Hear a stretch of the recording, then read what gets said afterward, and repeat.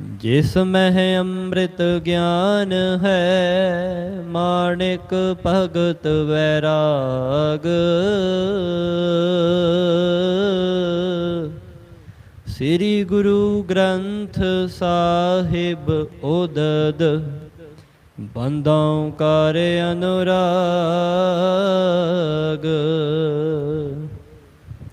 श्री गुर शबद कमाए जिना, जीते पंच बेकार।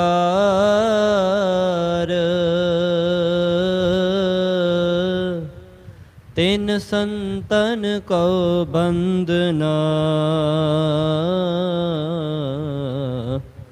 सिर चरणन पर तार।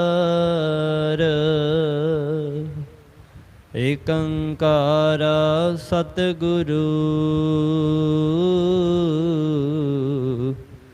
तेह प्रसाद सच होए।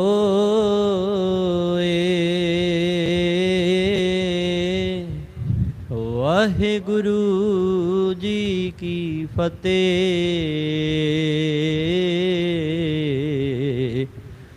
विघ्न विनाशन सोए। वाहिगुरु जी की फतेह।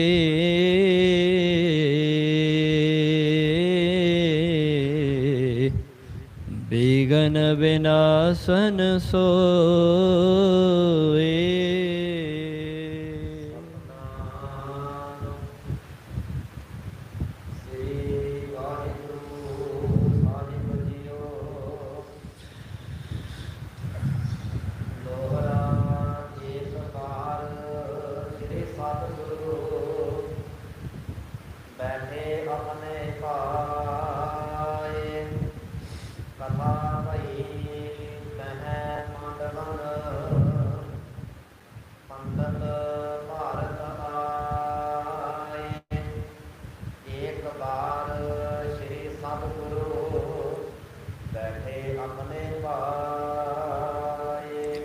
वाहिगुरु जी का खालसा, वाहिगुरु जी की फतेह जी। परम सन्मानयोग सतगुरु जी की साजी अरनवाजी होई। गुरु प्यारी गुरु सवारी सतगुरु जी का खास रूप। गुरु खालसा साध संगत जी, आप सरबत संगतां चबर छतर तख्त दे मालक सतगुरु, गरीब निवाज सतगुरु, पतित पावन भगत वछल करुणा निधान, अनाथा नाथ सतगुरु। धन धन सतगुरु, धन धन श्री गुरु ग्रंथ साहिब सच्चे पातशाह जी महाराज। तिन्हां दी पावन अर पवित्र गोद दे विच सज करके अपने जीवन नूं सफला कर रहे हो। तो साध संगत जी, सतगुरां जी दी पावन अर पवित्र इतिहास दी लड़ीवार कथा दा समा है। तो आओ कथा आरंभ करन तो पहला धन धन सतगुरु श्री गुरु ग्रंथ साहिब सच्चे पातशाह जी महाराज तिन्हां नूं फतेह बुलाइए। और फतेह बुला करके यह आशीर्वाद प्राप्त करिए। सतगुरु जी तो यह आसीस प्राप्त करिए कि सतगुरु जी जितना भी समा आप जियां दे पावन अर पवित्र इतिहास दी विचार होवे, एक मन एक चित हो करके हाजरी भर सकीए। इस करके आओ कलगियां वाले, बाजां वाले, ताजां वाले, नीले वाले, अमृत के दाते सतगुरु, शहीद पिता दे पुत्र सतगुरु, शहीद पुत्रां दे पिता सतगुरु। धन धन सतगुरु, धन धन श्री गुरु गोबिंद सिंह साहिब सच्चे पातशाह जी महाराज, जिन्हां ने सानू फतेह दी दात बख्शिश कीती है। साध संगत जी, तो आओ ऐसे सतगुरां जी वल्लों बख्शिश कीती हुई फतेह ਧੰਨ ਧੰਨ ਸਤਿਗੁਰੂ ਸ੍ਰੀ ਗੁਰੂ ਗ੍ਰੰਥ ਸਾਹਿਬ ਸੱਚੇ ਪਾਤਸ਼ਾਹ ਜੀ ਮਹਾਰਾਜ। ਤਿਨਾਂ ਨੂੰ ਬੁਲਾਈਏ ਬੜੇ ਹੀ ਪ੍ਰੇਮ ਦੇ ਨਾਲ, ਪ੍ਰੀਤ ਦੇ ਨਾਲ, ਸ਼ਰਧਾ ਅਰ ਭਾਵਨਾ ਦੇ ਸਹਿਤ ਸੀਸ ਝੁਕਾ ਕਰਕੇ ਸਾਰੇ ਹੀ ਇੱਕ ਵਾਰੀ ਬੁਲੰਦ ਆਵਾਜ਼ ਵਿੱਚ ਆਖੋ ਜੀ, ਵਾਹਿਗੁਰੂ ਜੀ ਕਾ ਖਾਲਸਾ, ਵਾਹਿਗੁਰੂ ਜੀ ਕੀ ਫਤਿਹ ਜੀ। ਸਤਿਗੁਰੂ ਜੀ ਨੇ ਸਾਡੇ ਉੱਤੇ ਮਹਾਨ ਮਹਾਨ ਦਇਆ ਕੀਤੀ ਹੈ, ਜੋ ਆਪ ਆਪਣੇ ਰਹਿਮਤ ਦੇ ਖਜ਼ਾਨੇ ਦੇ ਵਿੱਚੋਂ ਕਿਣਕਾ ਮਾਤਰ ਸਾਡੀ ਝੋਲੀ ਵਿੱਚ ਵੀ ਪਾਇਆ ਹੈ।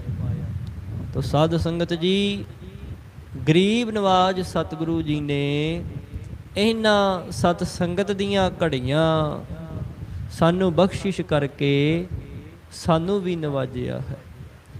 ਤੋ ਆਓ, ਜੋ ਸਤਿਗੁਰਾਂ ਜੀ ਦਾ ਪਾਵਨ ਔਰ ਪਵਿੱਤਰ ਲੜੀਵਾਰ ਇਤਿਹਾਸ ਚੱਲ ਰਿਹਾ ਹੈ, ਤਿਸ ਦੇ ਨਾਲ ਜੁੜ ਕਰਕੇ ਆਪਣਾ ਜੀਵਨ ਸਫਲਾ ਕਰੀਏ।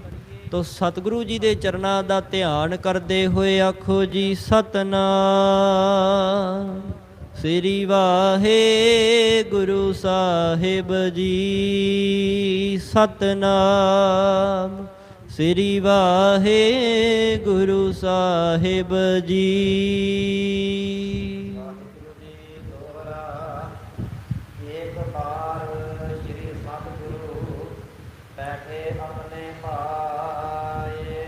ਤੋ ਸਾਧ ਸੰਗਤ ਜੀ, ਪਿਛਲੇ ਦੀਵਾਨਾਂ ਦੇ ਵਿੱਚ ਆਪ ਜੀਆਂ ਨੇ ਸਰਵਣ ਕੀਤਾ ਸੀ ਕਿ ਕਿਵੇਂ ਸਮੁੱਚੀ ਕਾਇਨਾਤ ਦੇ ਮਾਲਕ, ਦੀਨ ਦੁਨੀਆ ਦੇ ਰਹਿਬਰ, ਖੁਦ ਖੁਦਾ ਸਤਿਗੁਰੂ, ਧੰਨ ਧੰਨ ਸਤਿਗੁਰੂ ਸ੍ਰੀ ਗੁਰੂ ਗੋਬਿੰਦ ਸਿੰਘ ਸਾਹਿਬ ਸੱਚੇ ਪਾਤਸ਼ਾਹ ਜੀ ਮਹਾਰਾਜ, ਜਿਨ੍ਹਾਂ ਨੇ ਸਾਨੂੰ ਇਹ ਸਿੱਖਿਆ ਦ੍ਰਿੜਾਈ ਸੀ ਕਿ ਖਾਲਸਾ ਹੀ ਗੁਰੂ ਅਤੇ ਗੁਰੂ ਹੀ ਖਾਲਸਾ ਹੈ। ਐਸਾ ਖਾਲਸਾ ਜਦੋਂ ਗੁਰੂ ਸਾਹਿਬ ਨੇ ਕਿਰਪਾ ਕੀਤੀ, ਜਿਸ ਨੂੰ ਮਹਾਰਾਜ ਨੇ ਇਹ ਨਾਲ ਬਚਨ ਕਰ ਦਿੱਤਾ ਕਿ ਇਸ ਖਾਲਸੇ ਦਾ ਬਹੁਤਾ ਵੱਡਾ ਪ੍ਰਤਾਪ ਹੋਵੇਗਾ। ਸੰਸਾਰ ਦੇ ਵਿੱਚ ਸਾਰੇ ਹੀ ਖਾਲਸੇ ਨੂੰ ਨਮਸਕਾਰਾਂ ਕਰਨਗੇ। ਜਿੱਥੇ ਵੀ ਖਾਲਸਾ ਦਿਸ ਜਾਵੇਗਾ, ਸਤਿਕਾਰ ਦੇ ਨਾਲ ਸੀਸ ਝੁਕ ਜਾਵੇਗਾ। ਇਹ ਸੱਤ ਹੈ। ਅੱਜ ਬੱਚੇ ਤੋਂ ਲੈ ਕੇ ਬਜ਼ੁਰਗ ਤੱਕ, ਬਾਣੇ ਵਾਲਾ ਕੋਈ ਵੀ ਹੋਵੇ, ਤਿਆਰ ਬਰ ਤਿਆਰ ਐ ਸੁੰਦਰ ਸਰੂਪ ਖਾਲਸਾ ਕੁਦਰਤੀ ਹੈ। ਸਾਧ ਸੰਗਤ ਜੀ, ਮਹਾਰਾਜ ਦਾ ਬਚਨ ਸੀ ਨਾ ਕਿ ਮੈਂ ਐਸਾ ਖਾਲਸਾ ਸਾਜਾਂਗਾ, ਦੁਨੀਆ ਹੀ ਖੜ ਖੜ ਵੇਖੇਗੀ। ਦਾਸ ਨੇ ਕੱਲ ਵੀ ਬਚਨ ਕੀਤਾ ਸੀ, ਮਹਿੰਗੇ ਤੋਂ ਮਹਿੰਗੇ ਵਸਤਰ ਪਵਾ ਕਰਕੇ ਤੁਸੀਂ ਇੱਕ ਬਾਣੇ ਵਾਲਾ ਖਿਲਾਰ ਲਵੋ, ਜਿਹਨੇ 50 ਰੁਪਏ ਮੀਟਰ ਕੱਪੜੇ ਦਾ ਹੀ ਭਾਵੇਂ ਬਾਣਾ ਪਾਇਆ ਹੋਵੇ, ਇੱਕ ਮਹਿੰਗੇ ਤੋਂ ਮਹਿੰਗੇ ਸਾਧ ਸੰਗਤ ਜੀ ਧਨ ਮਾਲ ਦਾ ਇੱਕ ਵਸਤਰ ਤਿਆਰ ਕਰਵਾ ਲਓ, ਪੈਂਟ ਕੋਟ ਪਾ ਕਰਕੇ ਜਦੋਂ ਦੋਵਾਂ ਨੂੰ ਖਿਲਾਰੋਗੇ ਨਾ, ਜੋ ਇੱਕ ਸਤਿਗੁਰਾਂ ਦੇ ਸਿੰਘ ਦੀ ਫੱਬ ਹੈ, ਓਨੀ ਫੱਬ ਨਹੀਂ ਕਿਸੇ ਦੀ। ਜਿੰਨਾ ਇੱਕ ਗੁਰੂ ਦਾ ਖਾਲਸਾ ਸੁੰਦਰ ਲੱਗਦਾ ਹੈ, ਐਸਾ ਸਰੂਪ ਹੈ ਖਾਲਸੇ ਦਾ, ਉਹਨਾਂ ਕੋਈ ਵੀ ਇਸ ਦੁਨੀਆ ਤੇ ਫੱਬਦਾ ਨਹੀਂ, ਨਾ ਹੀ ਕਿਸੇ ਦੀ ਫੱਬ ਹੈ। ਇਹ ਮਹਾਰਾਜ ਨੇ ਕਿਰਪਾ ਕੀਤੀ। ਜਿੱਥੇ ਖਾਲਸੇ ਨੂੰ ਸਰਦਾਰੀ ਦਿੱਤੀ, ਰਾਜ ਭਾਗ ਬਖਸ਼ਿਆ, ਮਹਾਰਾਜ ਨੇ ਕਿਹਾ ਸੀ, ਇਨ ਗਰੀਬ ਸਿੱਖਣ ਕੋ ਮੈਂ ਦੇਉ ਪਾਤਸ਼ਾਹੀ। ਇਹ ਬਚਨ ਸੀ ਸਤਿਗੁਰਾਂ ਦਾ। ਉੱਥੇ ਫਿਰ ਜੁਗਤੀਆਂ ਦੇ ਸਹਿਤ ਮਹਾਰਾਜ ਨੇ ਨਮਸਕਾਰ ਦੇ ਜੋਗ ਬਣਾਇਆ, ਵਿਵੇਕ ਬੁੱਧ ਦਿੱਤੀ। ਇਹ ਗੁਰਮਤਿ ਦੀ ਰਹਿਣੀ ਬਹਿਣੀ ਹੈ ਸਾਧ ਸੰਗਤ ਜੀ। ਤੇ ਜਿਹੜਾ ਵੀ ਖਾਲਸੇ ਦੇ ਸ਼ਰਨ ਆ ਜਾਵੇ ਨਾ, ਉਹਨੂੰ ਫਿਰ ਕਦੀ ਖਾਲੀ ਨਹੀਂ ਮੋੜਿਆ, ਝੋਲੀਆਂ ਭਰ ਕੇ ਹੀ ਧੰਨ ਗੁਰੂ ਨਾਨਕ ਦੇਵ ਸਾਹਿਬ ਜੀ ਦੇ ਦਰ ਕਰ ਤੋਂ ਗਿਆ। ਮਹਾਰਾਜ ਨੇ ਫਿਰ ਇਸ ਤੋਂ ਇਲਾਵਾ ਸ਼ਸਤਰ ਧਾਰੀ ਬਣਾਇਆ। ਜਦੋਂ ਇਹ ਸਾਰੀਆਂ ਦਾਤਾਂ ਖਾਲਸੇ ਦੀ ਝੋਲੀ ਪਾ ਦਿੱਤੀਆਂ, ਮਾਤਾ ਅਜੀਤ ਕੌਰ ਜੀ ਨੇ ਬਚਨ ਕੀਤਾ, ਸਤਿਗੁਰੂ ਆਪਣੇ ਪੁੱਤਰਾਂ ਬਾਰੇ ਕੀ ਸੋਚਿਆ ਜੇ?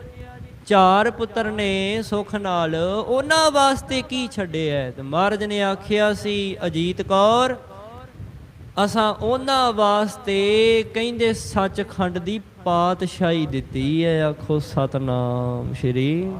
ਸੱਚਖੰਡ ਦੀ ਪਾਤਸ਼ਾਹੀ ਉਹਨਾਂ ਨੂੰ ਬਖਸ਼ੀ ਹੈ। ਉਹਨਾਂ ਨੂੰ ਤੇ ਐਸਾ ਅਚਲ ਘਰ ਪ੍ਰਾਪਤ ਹੋਵੇਗਾ, ਨਿਜ ਘਰ ਅਮਰਾ ਪਦ ਨੂੰ ਪ੍ਰਾਪਤ ਹੋਣਗੇ, ਜਿੱਥੇ ਅਸੀਂ ਸੱਚਖੰਡ ਵਿੱਚ ਵਾਸਾ ਕਰਨਾ ਹੈ। ਅਜੀਤ ਕੌਰ ਜੀ, ਤੁਸੀਂ ਆਪਣੇ ਚੰਗੇ ਭਾਗ ਜਾਣ ਲੈਣਾ ਕਰੋ, ਵੱਡੇ ਭਾਗ ਜਾਣ ਲਵੋ ਕਿ ਅਸੀਂ ਤੁਹਾਡੇ ਪਰਿਵਾਰ ਵਾਸਤੇ ਅਭੈ ਪਦ ਸੱਚਖੰਡ ਰੱਖਿਆ, ਉੱਥੇ ਸਾਰਾ ਪਰਿਵਾਰ ਵਸ ਜਾਵਾਂਗੇ। ਇਉਂ ਮਹਾਰਾਜ ਦੇ ਜਦੋਂ ਸਤ ਚਿਤ ਆਨੰਦ ਸਵਰੂਪ ਸਤਿਗੁਰਾਂ ਦੇ ਐਸੇ ਬਚਨ ਸੁਣੇ ਨੇ, ਸਤ ਬਚਨ ਕਹਿ ਦਿੱਤਾ, ਸੀਸ ਝੁਕਾ ਦਿੱਤਾ। ਤੋ ਇਸ ਪ੍ਰਕਾਰ ਕਵੀ ਜੀ ਕਹਿੰਦੇ ਨੇ, ਐਸੇ ਸਤਿਗੁਰਾਂ ਦੀ ਪਾਵਨ ਪਵਿੱਤਰ ਕਥਾ ਵਿਚਾਰ ਜਿਸ ਨੂੰ ਸੁਣਨ ਦੇ ਨਾਲ ਐ ਸਰੋਤਾ ਜਣੋ ਕਲਯੁਗ ਦੇ ਸਮੂਹ ਪਾਪਾਂ ਦਾ ਨਾਸ਼ ਹੁੰਦਾ ਹੈ ਨਾ। ਧਿਆਨ ਦੇ ਕਰਕੇ ਇਕਾਗਰ ਚਿਤ ਹੋ ਕਰਕੇ ਸਰਵਣ ਕਰੋ। ਐਸੇ ਸਤਿਗੁਰਾਂ ਦੇ ਚਰਨਾਂ ਕਮਲਾਂ ਤੇ ਸਾਡੀ ਦੋਵੇਂ ਹੱਥ ਜੋੜ ਕਰਕੇ ਨਮਸਕਾਰ ਹੈ। ਤੋ ਧੰਨ ਧੰਨ ਸਤਿਗੁਰੂ ਸ੍ਰੀ ਗੁਰੂ ਗੋਬਿੰਦ ਸਿੰਘ ਸਾਹਿਬ ਸੱਚੇ ਪਾਤਸ਼ਾਹ ਜੀ ਮਹਾਰਾਜ, ਸ੍ਰੀ ਅਨੰਦਪੁਰ ਸਾਹਿਬ ਦੀਨ ਦੁਨੀਆ ਦੇ ਮਾਲਕ ਬਿਰਾਜੇ ਨੇ, ਦਰਬਾਰ ਸਜਿਆ ਹੋਇਆ। ਚਵਰ ਤਖਤ ਦੇ ਮਾਲਕ ਸਤਿਗੁਰੂ ਚਵਰ ਬਰਦਾਰ ਚੌਰ ਕਰ ਰਹੇ ਨੇ। ਮਹਾਰਾਜ ਸੁੰਦਰ ਤਖਤ ਤੇ ਸੁਭਾਏਮਾਨ ਨੇ, ਦਰਸ਼ਨ ਕੀਤਿਆਂ ਭੁੱਖ ਲੈਂਦੀ। ਐਸਾ ਸੁੰਦਰ ਸਰੂਪ ਹੈ ਦੀਨ ਦੁਨੀਆ ਦੇ ਸਤਿਗੁਰੂ ਦਾ। ਤੋ ਕੀ ਅੱਜ ਦੀ ਵਿਚਾਰ ਹੈ, ਕੀ ਕਵੀ ਜੀ ਨੇ ਅੱਜ ਦੇ ਪ੍ਰਸੰਗ ਦੇ ਵਿੱਚ ਜ਼ਿਕਰ ਕੀਤਾ ਹੈ, ਆਓ ਪ੍ਰੇਮ ਦੇ ਨਾਲ ਸਰਵਣ ਕਰਨਾ ਕਰੋ ਜੀ।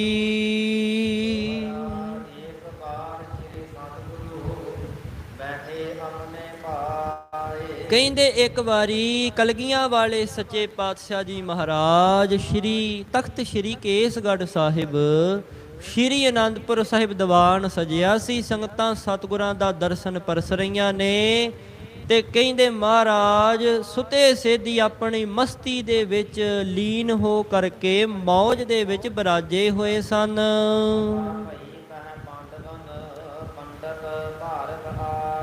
ਤੇ ਇਸ ਸਮੇਂ ਨਾ ਕਹਿੰਦੇ ਇੱਕ ਬ੍ਰਾਹਮਣ ਆਇਆ ਹੈ, ਬੜਾ ਹੀ ਵਿਦਵਾਨ ਹੈ।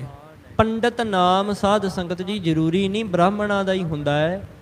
ਆਮ ਆਪਾਂ ਹੁਣ ਸ਼ਬਦ ਤਾਂ ਵਰਤਦੇ ਹਾਂ, ਆਖੇ ਜੀ ਇਹ ਪੰਡਤ ਹੈ, ਪਰ ਨਹੀਂ, ਪੰਡਤ ਅਸਲ ਦੇ ਵਿੱਚ ਵਿਦਵਾਨ ਨੂੰ ਕਹਿੰਦੇ ਨੇ। ਦੋ ਸ਼ਬਦ ਨੇ, ਪੰਡਤ ਹੈ ਨਾ, ਪੰਡ ਅੱਡ ਹੈ ਤੇ ਮਗਰਲਾ ਜਿਹੜਾ ਤੱਤਾ ਸ਼ਬਦ ਉਹ ਅੱਡ ਹੈ। ਪੰਡ ਨਾਮ ਹੈ ਬੁੱਧੀ ਦਾ ਤੇ ਤੱਤੇ ਦਾ ਭਾਵ ਹੈ ਤਤ ਸਿਧਾਂਤ। ਬੁੱਧੀ ਦੇ ਵਿੱਚ ਤਤ ਸਿਧਾਂਤ ਹੋਣੇ, ਉਸ ਨੂੰ ਆਪਾਂ ਪੰਡਿਤ ਕਹਿ ਦਿੰਦੇ ਆ, ਵਿਦਵਾਨ ਪੁਰਸ਼ ਜਿਹੜਾ ਹੁੰਦਾ ਹੈ। ਇਉਂ ਹੀ ਕਹਿੰਦੇ ਇੱਕ ਪੰਡਤ ਆਇਆ, ਵਿਦਵਾਨ ਆਇਆ ਹੈ ਤੇ ਕਹਿੰਦੇ ਉਸ ਨੇ ਆ ਕਰਕੇ ਮਹਾਭਾਰਤ ਦੇ ਵਿੱਚੋਂ ਜਿਹੜੇ ਪਾਂਡਵ ਸਨ ਨਾ, ਉਹਨਾਂ ਦੀ ਕਥਾ ਕੀਤੀ ਹੈ।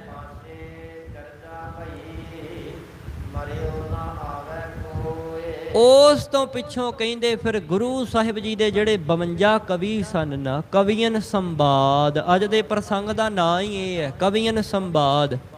ਭਾਵ ਜਿਹੜੇ ਦੀਨ ਦੁਨੀਆ ਦੇ ਮਾਲਕ ਦੇ ਕੋਲ ਹਰ ਸਮੇਂ ਰਹਿਣ ਵਾਲੇ 52 ਕਵੀ ਸਨ ਨਾ, ਜਿਨ੍ਹਾਂ ਵਿੱਚ ਭਾਈ ਸਾਹਿਬ ਭਾਈ ਨੰਦ ਲਾਲ ਜੀ ਵਰਗੇ ਮਹਾਂਪੁਰਖ, ਕਵੀ ਉਦੇ ਰਾਏ ਜੀ, ਕਵੀ ਅਣੀ ਰਾਏ ਜੀ, ਇਸ ਪ੍ਰਕਾਰ ਅੱਲੂ ਜੀ, ਮੱਧੂ ਜੀ, ਇਉਂ ਬੜੇ ਕਵੀ ਸਾਧ ਸੰਗਤ ਜੀ, ਜਿਨ੍ਹਾਂ ਦੀ ਅੱਜ ਆਪਸ ਦੇ ਵਿੱਚ ਚਰਚਾ ਹੋਣ ਲੱਗ ਪਈ।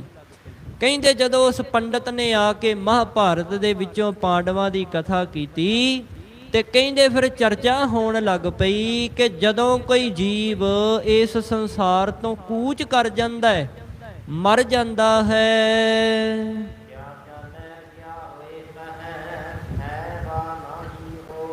ਕਹਿੰਦੇ ਇਉਂ ਲੱਗਦਾ ਉਹ ਵਾਪਸ ਨਹੀਂ ਆਉਂਦਾ। ਕੀ ਪਤਾ ਉੱਥੇ ਜਾ ਕੇ ਕੀ ਹੋ ਜਾਂਦਾ ਹੈ, ਕਿਆ ਭਇਆ, ਸਾਨੂੰ ਕੀ ਪਤਾ ਉੱਥੇ ਜਾ ਕੇ ਕੀ ਹੋ ਜਾਂਦਾ ਹੈ ਤੇ ਉਸ ਨੂੰ ਕਿਹੋ ਜਿਹਾ ਫਲ ਪ੍ਰਾਪਤ ਹੁੰਦਾ ਹੈ।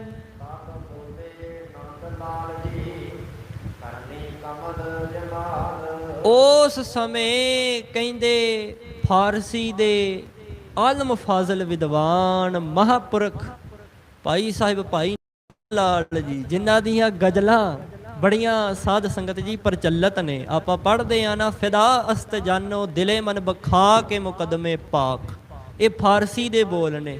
ਫਿਦਾ ਕਹਿ ਦਿੰਦੇ ਨੇ, ਫਿਦਾ ਅਸਤ ਜਾਨੋ, ਕਹਿੰਦੇ ਮੈਂ ਵਾਰਨੇ ਹਾਂ ਉਸ ਤੋਂ। ਇਹ ਕਲਮ ਹੈ ਭਾਈ ਨੰਦ ਲਾਲ ਜੀ ਦੀ, ਫਾਰਸੀ ਦੇ ਬੋਲ ਨੇ, ਕਲਗੀਧਰ ਸੱਚੇ ਪਾਤਸ਼ਾਹ ਜੀ ਦੇ ਵਾਸਤੇ ਮਹਾਰਾਜ ਦੀ ਬਾਬਤ ਉਹਨਾਂ ਨੇ ਕਲਮ ਚੁੱਕੀ ਹੈ ਤੇ ਬੜੇ ਪ੍ਰੇਮ ਦੇ ਵਿੱਚ ਭਿੱਜ ਕੇ, ਪ੍ਰੀਤ ਦੇ ਵਿੱਚ ਭਿੱਜ ਕਰਕੇ ਉਹਨਾਂ ਨੇ ਬੜੇ ਸੁੰਦਰ ਬੋਲ ਲਿਖੇ। ਕਹਿੰਦੇ ਮੈਂ ਵਾਰਨੇ ਹਾਂ, ਮੈਂ ਬਲਿਹਾਰੇ ਜਾਂਦਾ ਹਾਂ ਉਸ ਗੁਰਮੁਖ ਤੋਂ, ਫਿਦਾ ਅਸਤ ਜਾਨੋ, ਦਿਲੇ ਮਨ ਬਖਾ ਕੇ ਮੁਕਦਮੇ ਪਾਕ, ਮੇਰੀ ਜਾਨ ਤੇ ਮੇਰਾ ਦਿਲ ਉਸ ਦੇ ਚਰਨਾਂ ਦੀ ਧੂੜੀ।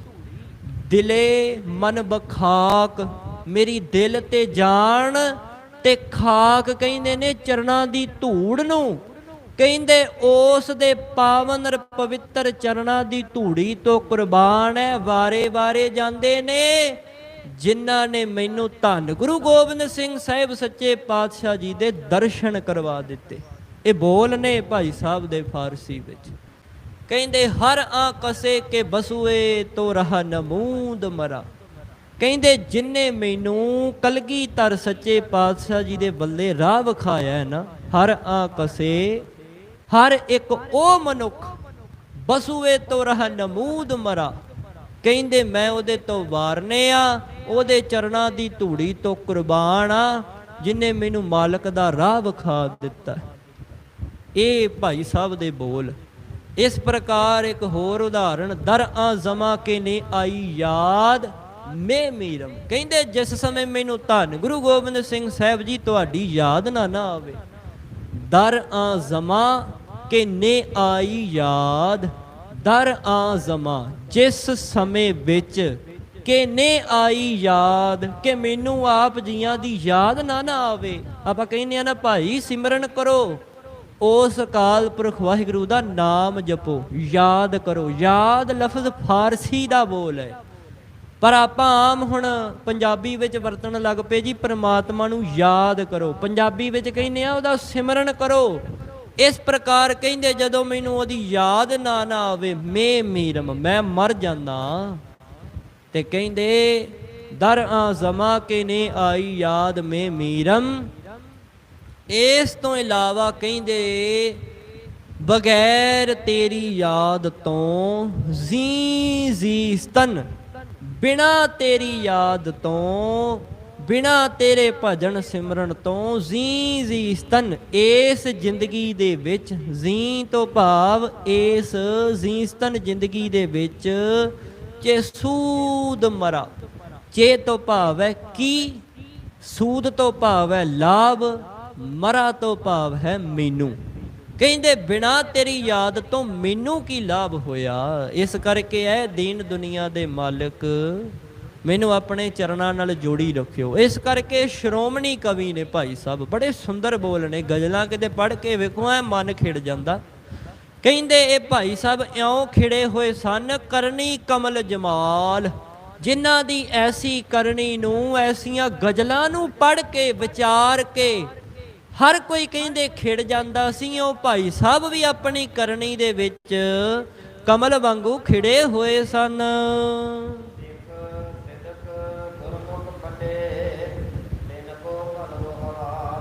ਭਾਈ ਸਾਹਿਬ ਨੇ ਬਚਨ ਕਰ ਦਿੱਤਾ, ਕਹਿੰਦੇ ਜਿਹੜਾ ਸਿੱਖੀ ਸਿਦਕ ਵਿੱਚ ਪਰਪੱਕ ਹੋਵੇ, ਬਹੁਤ ਸੇਵਾ ਸਿਮਰਨ ਵਿੱਚ ਜੁੜਿਆ ਗੁਰਮੁਖ ਹੋਵੇ ਨਾ, ਤਿੰਨ ਕੋ ਭਲੋ ਹਵਾਲ, ਕਹਿੰਦੇ ਉਸ ਦਾ ਲੋਕ ਪਰਲੋਕ ਉਜਲਾ ਹੋ ਜਾਂਦਾ ਹੈ।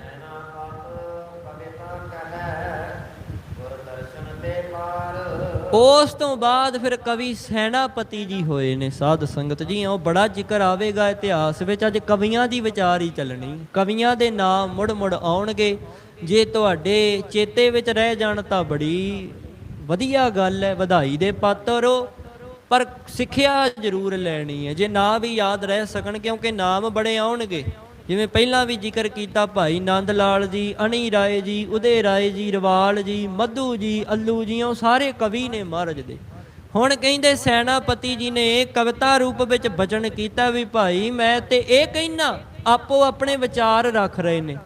ਭਾਈ ਨੰਦ ਲਾਲ ਜੀ ਨੇ ਆਖਿਆ ਜਿਹੜਾ ਸੇਵਾ ਸਿਮਰਨ ਵਿੱਚ ਜੁੜਨ ਵਾਲਾ, ਸਿੱਖੀ ਸਿਦਕ ਵਿੱਚ ਪਰਪੱਕ, ਸਿੱਖੀ ਕੇਸਾ ਸਵਾਸਾ ਸੰਗ ਨਿਭਾ ਦੇਵੇ, ਉਹਦਾ ਲੋਕ ਪਰਲੋਕ ਉਜਲਾ ਹੁੰਦਾ ਹੈ।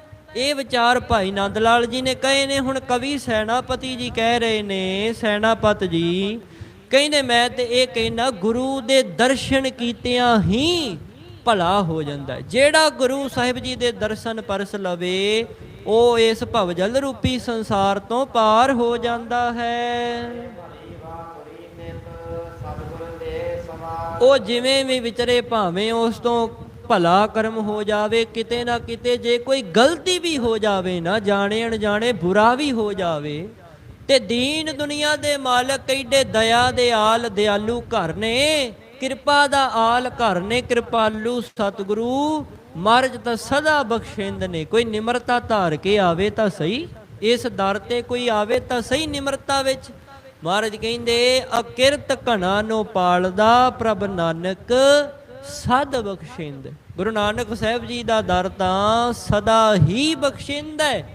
ਮਹਾਰਾਜ ਸਦਾ ਬਖਸ਼ ਲੈਂਦੇ ਨੇ। ਜੇ ਜਾਣੇ ਅਣਜਾਣੇ ਭੁੱਲ ਗਲਤੀ ਹੋ ਜਾਵੇ, ਜਿਵੇਂ ਹੁਣ ਉੱਦਾਂ ਵੀ ਸਾਧ ਸੰਗਤ ਜੀ ਸਿੱਖ ਤੋਂ ਗਲਤੀ ਹੋਵੇ ਭੁੱਲ ਬਖਸ਼ਾ ਸਕਦਾ ਹੈ। ਜੇ ਪੰਜ ਕਕਾਰ ਧਾਰਨ ਕਰਨ ਤੋਂ ਬਾਅਦ ਵੀ ਕੋਈ ਬੱਜਰ ਕੁਰੈਤ ਹੋ ਜਾਵੇ, ਮਹਾਰਾਜ ਨੇ ਹੁਕਮ ਕੀਤਾ ਭਾਈ ਪੰਜਾਂ ਪਿਆਰਿਆਂ ਅੱਗੇ ਪੇਸ਼ ਹੋ ਜਾਓ, ਉਹਨਾਂ ਤੋਂ ਦੁਬਾਰਾ ਅੰਮ੍ਰਿਤ ਦੀ ਦਾਤ ਪ੍ਰਾਪਤ ਕਰੋ, ਆਪਣੀ ਗਲਤੀ ਭੁੱਲ ਬਖਸ਼ਾ ਕੇ ਤਨਖਾਹ ਲਵਾਵੋ। ਤਨਖਾਹ ਲਵਾ ਕਰਕੇ ਭੁੱਲ ਗਲਤੀ ਜਦੋਂ ਮਾਫ ਕਰਵਾ ਲਓਗੇ, ਕਹਿੰਦੇ ਫਿਰ ਉਸ ਦੀ ਜਿਹੜੀ ਸਜ਼ਾ ਹੈ ਪਰਲੋਕ ਵਿੱਚ ਨਹੀਂ ਮਿਲੇਗੀ, ਬਖਸ਼ੇ ਜਾਵੋਗੇ, ਲੋਕ ਪਰਲੋਕ ਸੁਹੇਲਾ ਹੋ ਜਾਵੇਗਾ। ਇਉਂ ਹੁਣ ਕਵੀ ਸੈਨਾਪਤ ਜੀ ਕਹਿੰਦੇ ਗੁਰੂ ਦੇ ਦਰਸ਼ਨਾਂ ਵਿੱਚ ਐਸੀ ਤਾਕਤ ਹੈ, ਭਾਵੇਂ ਕੋਈ ਭਲਾ ਕਰਮ ਕਰ ਜਾਏ, ਗਲਤੀ ਵਿੱਚ ਕੋਈ ਬੁਰਾ ਵੀ ਕਰ ਜਾਏ ਨਾ, ਮਹਾਰਾਜ ਬਖਸ਼ ਲੈਂਦੇ ਹਨ। ਹੁਣ ਕਵੀ ਉਦੇ ਰਾਏ ਜੀ ਆਪਣਾ ਵਿਚਾਰ ਰੱਖਦੇ ਨੇ। ਉਹ ਕਹਿੰਦੇ ਭਾਈ ਮੈਂ ਤੇ ਇਹ ਕਹਿੰਦਾ ਜਿਹੋ ਜੀ ਕੋਈ ਘਾਲ ਕਮਾਈ ਕਰਦਾ ਹੈ, ਭਾਵੇਂ ਭਲਾ ਕਰਦਾ ਹੈ ਭਾਵੇਂ ਬੁਰਾ ਕਰਦਾ ਹੈ, ਜਿਹੋ ਜਿਹਾ ਕੋਈ ਕਰਮ ਕਰਦਾ ਹੈ, ਜਿਵੇਂ ਕਹਿੰਦੇ ਤੁਸੀਂ ਕਿਸੇ ਪ੍ਰਕਾਰ ਦਾ ਕੋਈ ਰੁੱਖ ਲਾਵੋ ਨਾ, ਦਰੁਮ ਕਹਿ ਦਿੰਦੇ ਨੇ ਰੁੱਖ ਨੂੰ।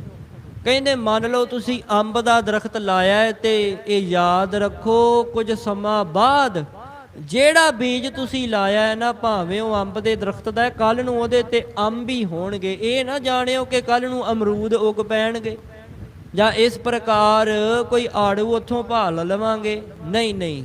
ਕਹਿੰਦੇ ਅੰਬ ਦਾ ਦਰਖਤ ਹੈ, ਉੱਥੋਂ ਸੇਬ ਕੇਲੇ ਨਹੀਂ, ਅੰਬ ਹੀ ਮਿਲਣਗੇ। ਇਸ ਪ੍ਰਕਾਰ ਕਹਿੰਦੇ ਜਿਵੇਂ ਕਰਮਾਂ ਦਾ ਜੇ ਕੋਈ ਜਿਹੋ ਜਿਹਾ ਸਾਧ ਸੰਗਤ ਜੀ ਬੀਜ ਬੋ ਲਵੇ ਨਾ, ਉਹ ਫਿਰ ਉਹੋ ਜਿਹਾ ਹੀ ਉਸ ਨੂੰ ਫਲ ਪ੍ਰਾਪਤ ਹੁੰਦਾ। ਜਿਵੇਂ ਆਪਾਂ ਪੜ੍ਹਦੇ ਹਾਂ ਜਿਹਾ ਬੀਜੈ ਸੋ ਲੁਣੈ, ਕਰਮਾ ਸੰਧੜਾ ਖੇਤ, ਨਾਨਕ ਪ੍ਰਭ ਸਰਨਾਗਤੀ, ਚਰਨ ਬੋਹਿਤ ਪ੍ਰਭ ਦੇਤ। ਸੇ ਭਾਦੋਏ ਨਰਕ ਨਾ ਪਾਈ ਹੈ, ਗੁਰ ਰੱਖਣ ਵਾਲਾ ਹੇਤ। ਮਹਾਰਾਜ ਰੱਖ ਲੈਂਦੇ ਨੇ।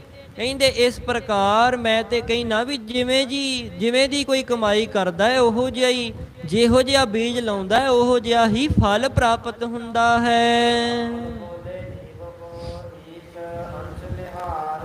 ਫਿਰ ਰਾਵਲ ਜੀ, ਕਵੀ ਰਾਵਲ ਜੀ ਬਚਨ ਕਰਦੇ ਨੇ। ਕਹਿੰਦੇ ਜਿਹੜਾ ਇਹ ਜੀਵ ਹੈ ਨਾ, ਸਾਧ ਸੰਗਤ ਜੀ ਇੱਕ ਬੇਨਤੀ ਕਰਦੇ ਵਾਂ, ਸਾਖੀਆਂ ਤੇ ਬਹੁਤ ਸਰਵਣ ਕਰ ਲਈਆਂ ਨੇ, ਜਿਹੜੀ ਅੱਜ ਦੀ ਵਿਚਾਰ ਹੈ ਨਾ ਇਹ ਬ੍ਰਹਮ ਦੀ ਵਿਚਾਰ ਹੋ ਰਹੀ ਹੈ। ਇਸ ਕਰਕੇ ਇਹਨੂੰ ਪੱਲੇ ਬੰਨਣਾ ਹੈ, ਧਿਆਨ ਦੇ ਕਰਕੇ ਇਕਾਗਰ ਚਿੱਤ ਹੋ ਕੇ ਸਰਵਣ ਕਰਨਾ ਹੈ। ਇਹ ਸਾਰੀ ਬ੍ਰਹਮ ਦੀ ਵਿਚਾਰ ਹੈ, ਇਹ ਸਾਡੇ ਵਾਸਤੇ ਹੈ। ਸਾਖੀ ਵੀ ਸਾਡੇ ਵਾਸਤੇ ਹੁੰਦੀ, ਸਿੱਖਿਆ ਲੈਣੀ ਹੁੰਦੀ। ਇਹ ਦਰਅਸਲ ਵਿੱਚ ਸਿੱਧੇ ਰੂਪ ਵਿੱਚ ਸਾਨੂੰ ਸਿੱਖਿਆ ਦਿੱਤੀ ਵੀ ਕਿਵੇਂ ਕਿਵੇਂ ਕੀ ਕੀ ਹੁੰਦਾ ਹੈ। ਇਸ ਕਰਕੇ ਸਮਝਿਓ ਆਪੋ ਆਪਣੇ ਵਿਚਾਰ ਨੇ। ਕਹਿੰਦੇ ਮੈਂ ਤੇ ਇਹ ਕਹਿਣਾ ਜਿਹੜਾ ਜੀਵ ਹੈ ਨਾ ਜਗਤ ਦੇ ਵਿੱਚ, ਜਿਵੇਂ ਆਪਾਂ ਸਾਰੇ ਜੀਵ ਆ, ਕਹਿੰਦੇ ਇਹ ਈਸ਼ਵਰ ਦੀ ਅੰਸ਼ ਹੈ। ਜਿਵੇਂ ਭਗਤ ਕਬੀਰ ਸਾਹਿਬ ਜੀ ਨੇ ਵੀ ਆਖਿਆ ਨਾ, ਕਹੋ ਕਬੀਰ ਇਹ ਰਾਮ ਕੀ ਅੰਸ਼। ਕਹਿੰਦੇ ਇਸ ਪ੍ਰਕਾਰ ਮੈਂ ਤੇ ਇਹ ਕਹਿਣਾ ਜਿਹੜਾ ਜੀਵ ਹੈ ਨਾ ਉਹ ਈਸ਼ਵਰ ਦੀ ਅੰਸ਼ ਵੇਖ ਲਵੋ।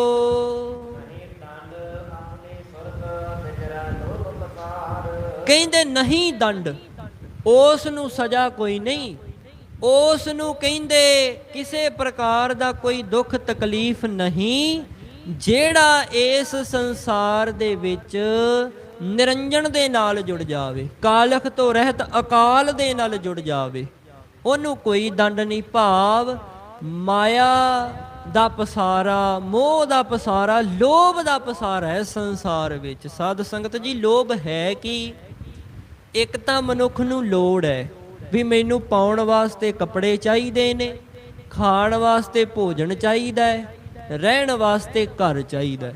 ਇਹ ਤਾਂ ਲੋੜ ਹੈ, ਹਰ ਇੱਕ ਦੀ ਲੋੜ ਹੈ। ਲੋੜ ਤੋਂ ਬਾਅਦ ਆ ਲੋਭ ਹੁੰਦਾ ਹੈ। ਲੋਭ ਕੀ ਹੈ ਕਿ ਮੈਨੂੰ ਬ੍ਰਾਂਡ ਕੱਪੜੇ ਚਾਹੀਦੇ ਨੇ, ਮੋਹਰ ਲੱਗੀ ਹੋਵੇ ਕੰਪਨੀ ਦੇ ਕੱਪੜੇ ਚਾਹੀਦੇ ਨੇ। ਇਹ ਲੋਭ ਹੈ। ਭਾਵ ਸਾਦੇ ਵਿੱਚ ਗੁਜ਼ਾਰਾ ਨਹੀਂ, ਲੋਕ ਦਿਖਾਵਾ ਕਰਨ ਵਾਸਤੇ ਵਧੀਆ ਕੱਪੜੇ ਚਾਹੀਦੇ, ਮੁੱਲ ਬਹੁਤਾ ਹੋਵੇ, ਲਿਆ ਕੇ 500 ਦਾ ਅੱਗੇ 5000 ਦਾ ਦੱਸਾਂ, ਇਹੋ ਜਿਹਾ ਲੋਭ ਹੈ ਮਨ ਵਿੱਚ। ਇਹ ਲੋਭ ਹੈ। ਲੋੜ ਤੋਂ ਬਾਅਦ ਆ ਲੋਭ ਹੈ। ਉਸ ਤੋਂ ਬਾਅਦ ਵੀ ਮੈਨੂੰ ਭੋਜਨ ਦੀ ਜਿਹੜੀ ਥਾਲੀ ਹੈ, ਮੈਂ ਰੋਜ਼ ਹੀ ਤਰ੍ਹਾਂ ਤਰ੍ਹਾਂ ਦੇ ਹੋਟਲਾਂ ਤੇ ਜਾ ਕੇ ਰੋਟੀਆਂ ਖਾਵਾਂ। ਇਹ ਲੋਭ ਹੈ ਕਿ ਮੈਂ ਘਰ ਸਾਦਾ ਦਾਲ ਪ੍ਰਸ਼ਾਦਾ ਨਹੀਂ ਜੀ ਛਕ ਸਕਦਾ, ਮੈਨੂੰ ਤੇ ਆਦਤ ਪੈ ਗਈ ਹੁਣ। ਇਹ ਲੋਭ ਹੈ। ਉਸ ਤੋਂ ਬਾਅਦ ਫਿਰ ਵੀ ਮੈਂ ਜੀ ਸਾਦੇ ਘਰ 'ਚ ਨਹੀਂ ਰਹਿ ਸਕਦਾ, ਕੋਈ ਬੰਗਲਾ ਬੰਗਲਾ ਚਾਹੀਦਾ, ਵਧੀਆ ਹੈ ਆਲੀਸ਼ਾਨ ਘਰ ਹੋਵੇ ਜਿੱਥੇ ਮੈਂ ਰਹਿ ਸਕਾਂ, ਕੋਲ ਗੱਡੀ ਹੋਵੇ। ਇਉਂ ਹੀ ਹੁੰਦਾ ਨਾ, ਲੋਕਾਂ ਦੀ ਇਹ ਸੋਚ ਬਣ ਗਈ। ਅਸਲ ਵਿੱਚ ਇਹ ਲੋਭ ਹੈ। ਕਹਿੰਦੇ ਇਹਦੇ ਤੋਂ ਬਚ ਕੇ ਸਾਦਾ ਜੀਵਨ ਜੀਵੇ। ਜੇ ਕੱਪੜਾ ਹੈ ਪਾਉਣ ਨੂੰ, ਛਕਣ ਵਾਸਤੇ ਪ੍ਰਸ਼ਾਦਾ ਹੈ, ਸੋਹਣਾ ਘਰ-ਬਾਰ ਹੈ, ਤੇ ਸ਼ੁਕਰ ਕਰੇ ਮਾਲਕ ਦਾ ਵੀ, ਮਾਲਕਾ ਬੜਾ ਸ਼ੁਕਰ ਹੈ। ਉਹ ਵੀ ਹੈ ਨੇ ਜਿਹੜੇ ਵਿਚਾਰਿਆਂ ਕੋਲ, ਜਿਨ੍ਹਾਂ ਕੋਲ ਛੱਤ ਨਹੀਂ। ਪਤਾ ਨਹੀਂ ਕਈਆਂ ਨੂੰ ਰੋਟੀ ਵੀ ਨਸੀਬ ਹੋਈ ਕਿ ਨਹੀਂ, ਪਰ ਮਹਾਰਾਜ ਦਿੰਦੇ ਜ਼ਰੂਰ ਨੇ। ਇਉਂ ਸੋਚਣਾ, ਪਰ ਇਨਸਾਨੀਅਤ ਦੇ ਨਾਤੇ ਵਿਚਾਰ ਕਰਨੀ। ਪਤਾ ਨਹੀਂ ਅੱਜ ਕੋਈ ਰੱਜਿਆ ਵੀ ਹੈ ਕਿ ਨਹੀਂ, ਠੀਕ ਤਰ੍ਹਾਂ ਕਿਸੇ ਨੇ ਪ੍ਰਸ਼ਾਦਾ ਛਕਿਆ ਕਿ ਨਹੀਂ, ਇਹ ਵੇਖਣਾ। ਜਿਵੇਂ ਸਰੀਰ ਹੈ, ਇਹ ਵੇਖਣਾ ਵੀ ਮੇਰੇ ਕੋਲ ਤਾਂ ਸੋਹਣਾ ਹੈ। ਕਈ ਐਵੇਂ ਵਿਲਕਦੇ ਰਹਿਣਗੇ, ਰੰਗ ਨਹੀਂ ਸੋਹਣਾ, ਕੱਦ ਨਹੀਂ ਚੰਗਾ, ਇਉਂ ਝੁਰਦੇ ਰਹਿਣਾ। ਇਹ ਵੀ ਵੇਖਣਾ ਵੀ ਉਹਦੀਆਂ ਲੱਤਾਂ ਨਹੀਂ, ਫਿਰ ਆਪਣੇ ਆਪ ਨੂੰ ਮਾਲਕਾ ਸ਼ੁਕਰ ਹੈ। ਉਹਦੇ ਕੋਲ ਪਾਉਣ ਵਾਸਤੇ ਜੋੜਾ ਨਹੀਂ, ਮੇਰੇ ਕੋਲ ਤਾਂ ਹੈ। ਇਸ ਪ੍ਰਕਾਰ ਕਹਿੰਦੇ ਸੰਤੁਸ਼ਟ ਹੋਣਾ, ਜਥਾ ਲਾਭ ਤਥਾ ਸੰਤੁਸ਼ਟ ਦੀ ਅਵਸਥਾ ਰੱਖਣੀ, ਇਉਂ ਜ਼ਿੰਦਗੀ ਜਿਉਣੀ, ਇਹ ਯੋਗ ਹੈ। ਇਸ ਪ੍ਰਕਾਰ ਫਿਰ ਘਰ-ਬਾਰ ਹੈ ਤੇ ਐ ਆਨੰਦ ਦੇ ਨਾਲ ਰਹਿਣਾ। ਕਹਿੰਦੇ ਇਉਂ ਰਹਿਣਾ ਚਾਹੀਦਾ ਹੈ। ਇਸ ਕਰਕੇ ਜਿਹੜਾ ਤੇ ਲੋਭ ਤੋਂ ਬਿਨਾਂ ਜਿਉਂ ਰਿਹਾ, ਲੋਭ ਦੇ ਪਸਾਰੇ ਵਿੱਚ ਨਹੀਂ ਫਸਦਾ, ਲੋਭ ਦੇ ਚਿੱਕੜ ਵਿੱਚ ਨਹੀਂ ਫਸਦਾ। ਗੁਰੂ ਸਾਹਿਬ ਕਹਿੰਦੇ ਪੰਕਜ ਮੋਹ ਪਗ ਨਹੀਂ ਚਾਲੈ, ਹਮ ਦੇਖਾ ਤਾ ਹੈ ਡੂਬੀ ਅਲੇ। ਮੈਂ ਡੁੱਬਦੇ ਵੇਖੇ ਨੇ ਜਿਹੜੇ ਮੋਹ ਦੇ ਚਿੱਕੜ ਵਿੱਚ ਫਸ ਗਏ। ਪੜ੍ਹਦੇ ਹੁੰਨੇ ਆਪਾਂ ਕਈ ਵਾਰੀ ਧਾਰਨਾ ਰੂਪ ਵਿੱਚ ਵੀ, ਮੈਂ ਡੁੱਬਦੇ ਵੇਖੇ ਨੇ ਜਿਹੜੇ ਮੋਹ ਦੇ ਚਿੱਕੜ ਵਿੱਚ ਫਸ ਗਏ। ਇਉਂ ਕਹਿੰਦੇ ਵੀ ਮੈਂ ਡੁੱਬਦੇ ਵੇਖੇ ਨੇ। ਇਸ ਕਰਕੇ ਜੇ ਤਾਂ ਲੋਭ ਤੋਂ ਬਿਨਾਂ ਜੀਵੇਂ, ਸਾਦਾ ਜੀਵਨ ਜੀਵੇਂ, ਫਿਰ ਨਹੀਂ ਦੰਡ। ਕਹਿੰਦੇ ਕਿਸੇ ਪ੍ਰਕਾਰ ਦੀ ਸਜ਼ਾ ਨਹੀਂ ਮਿਲੇਗੀ।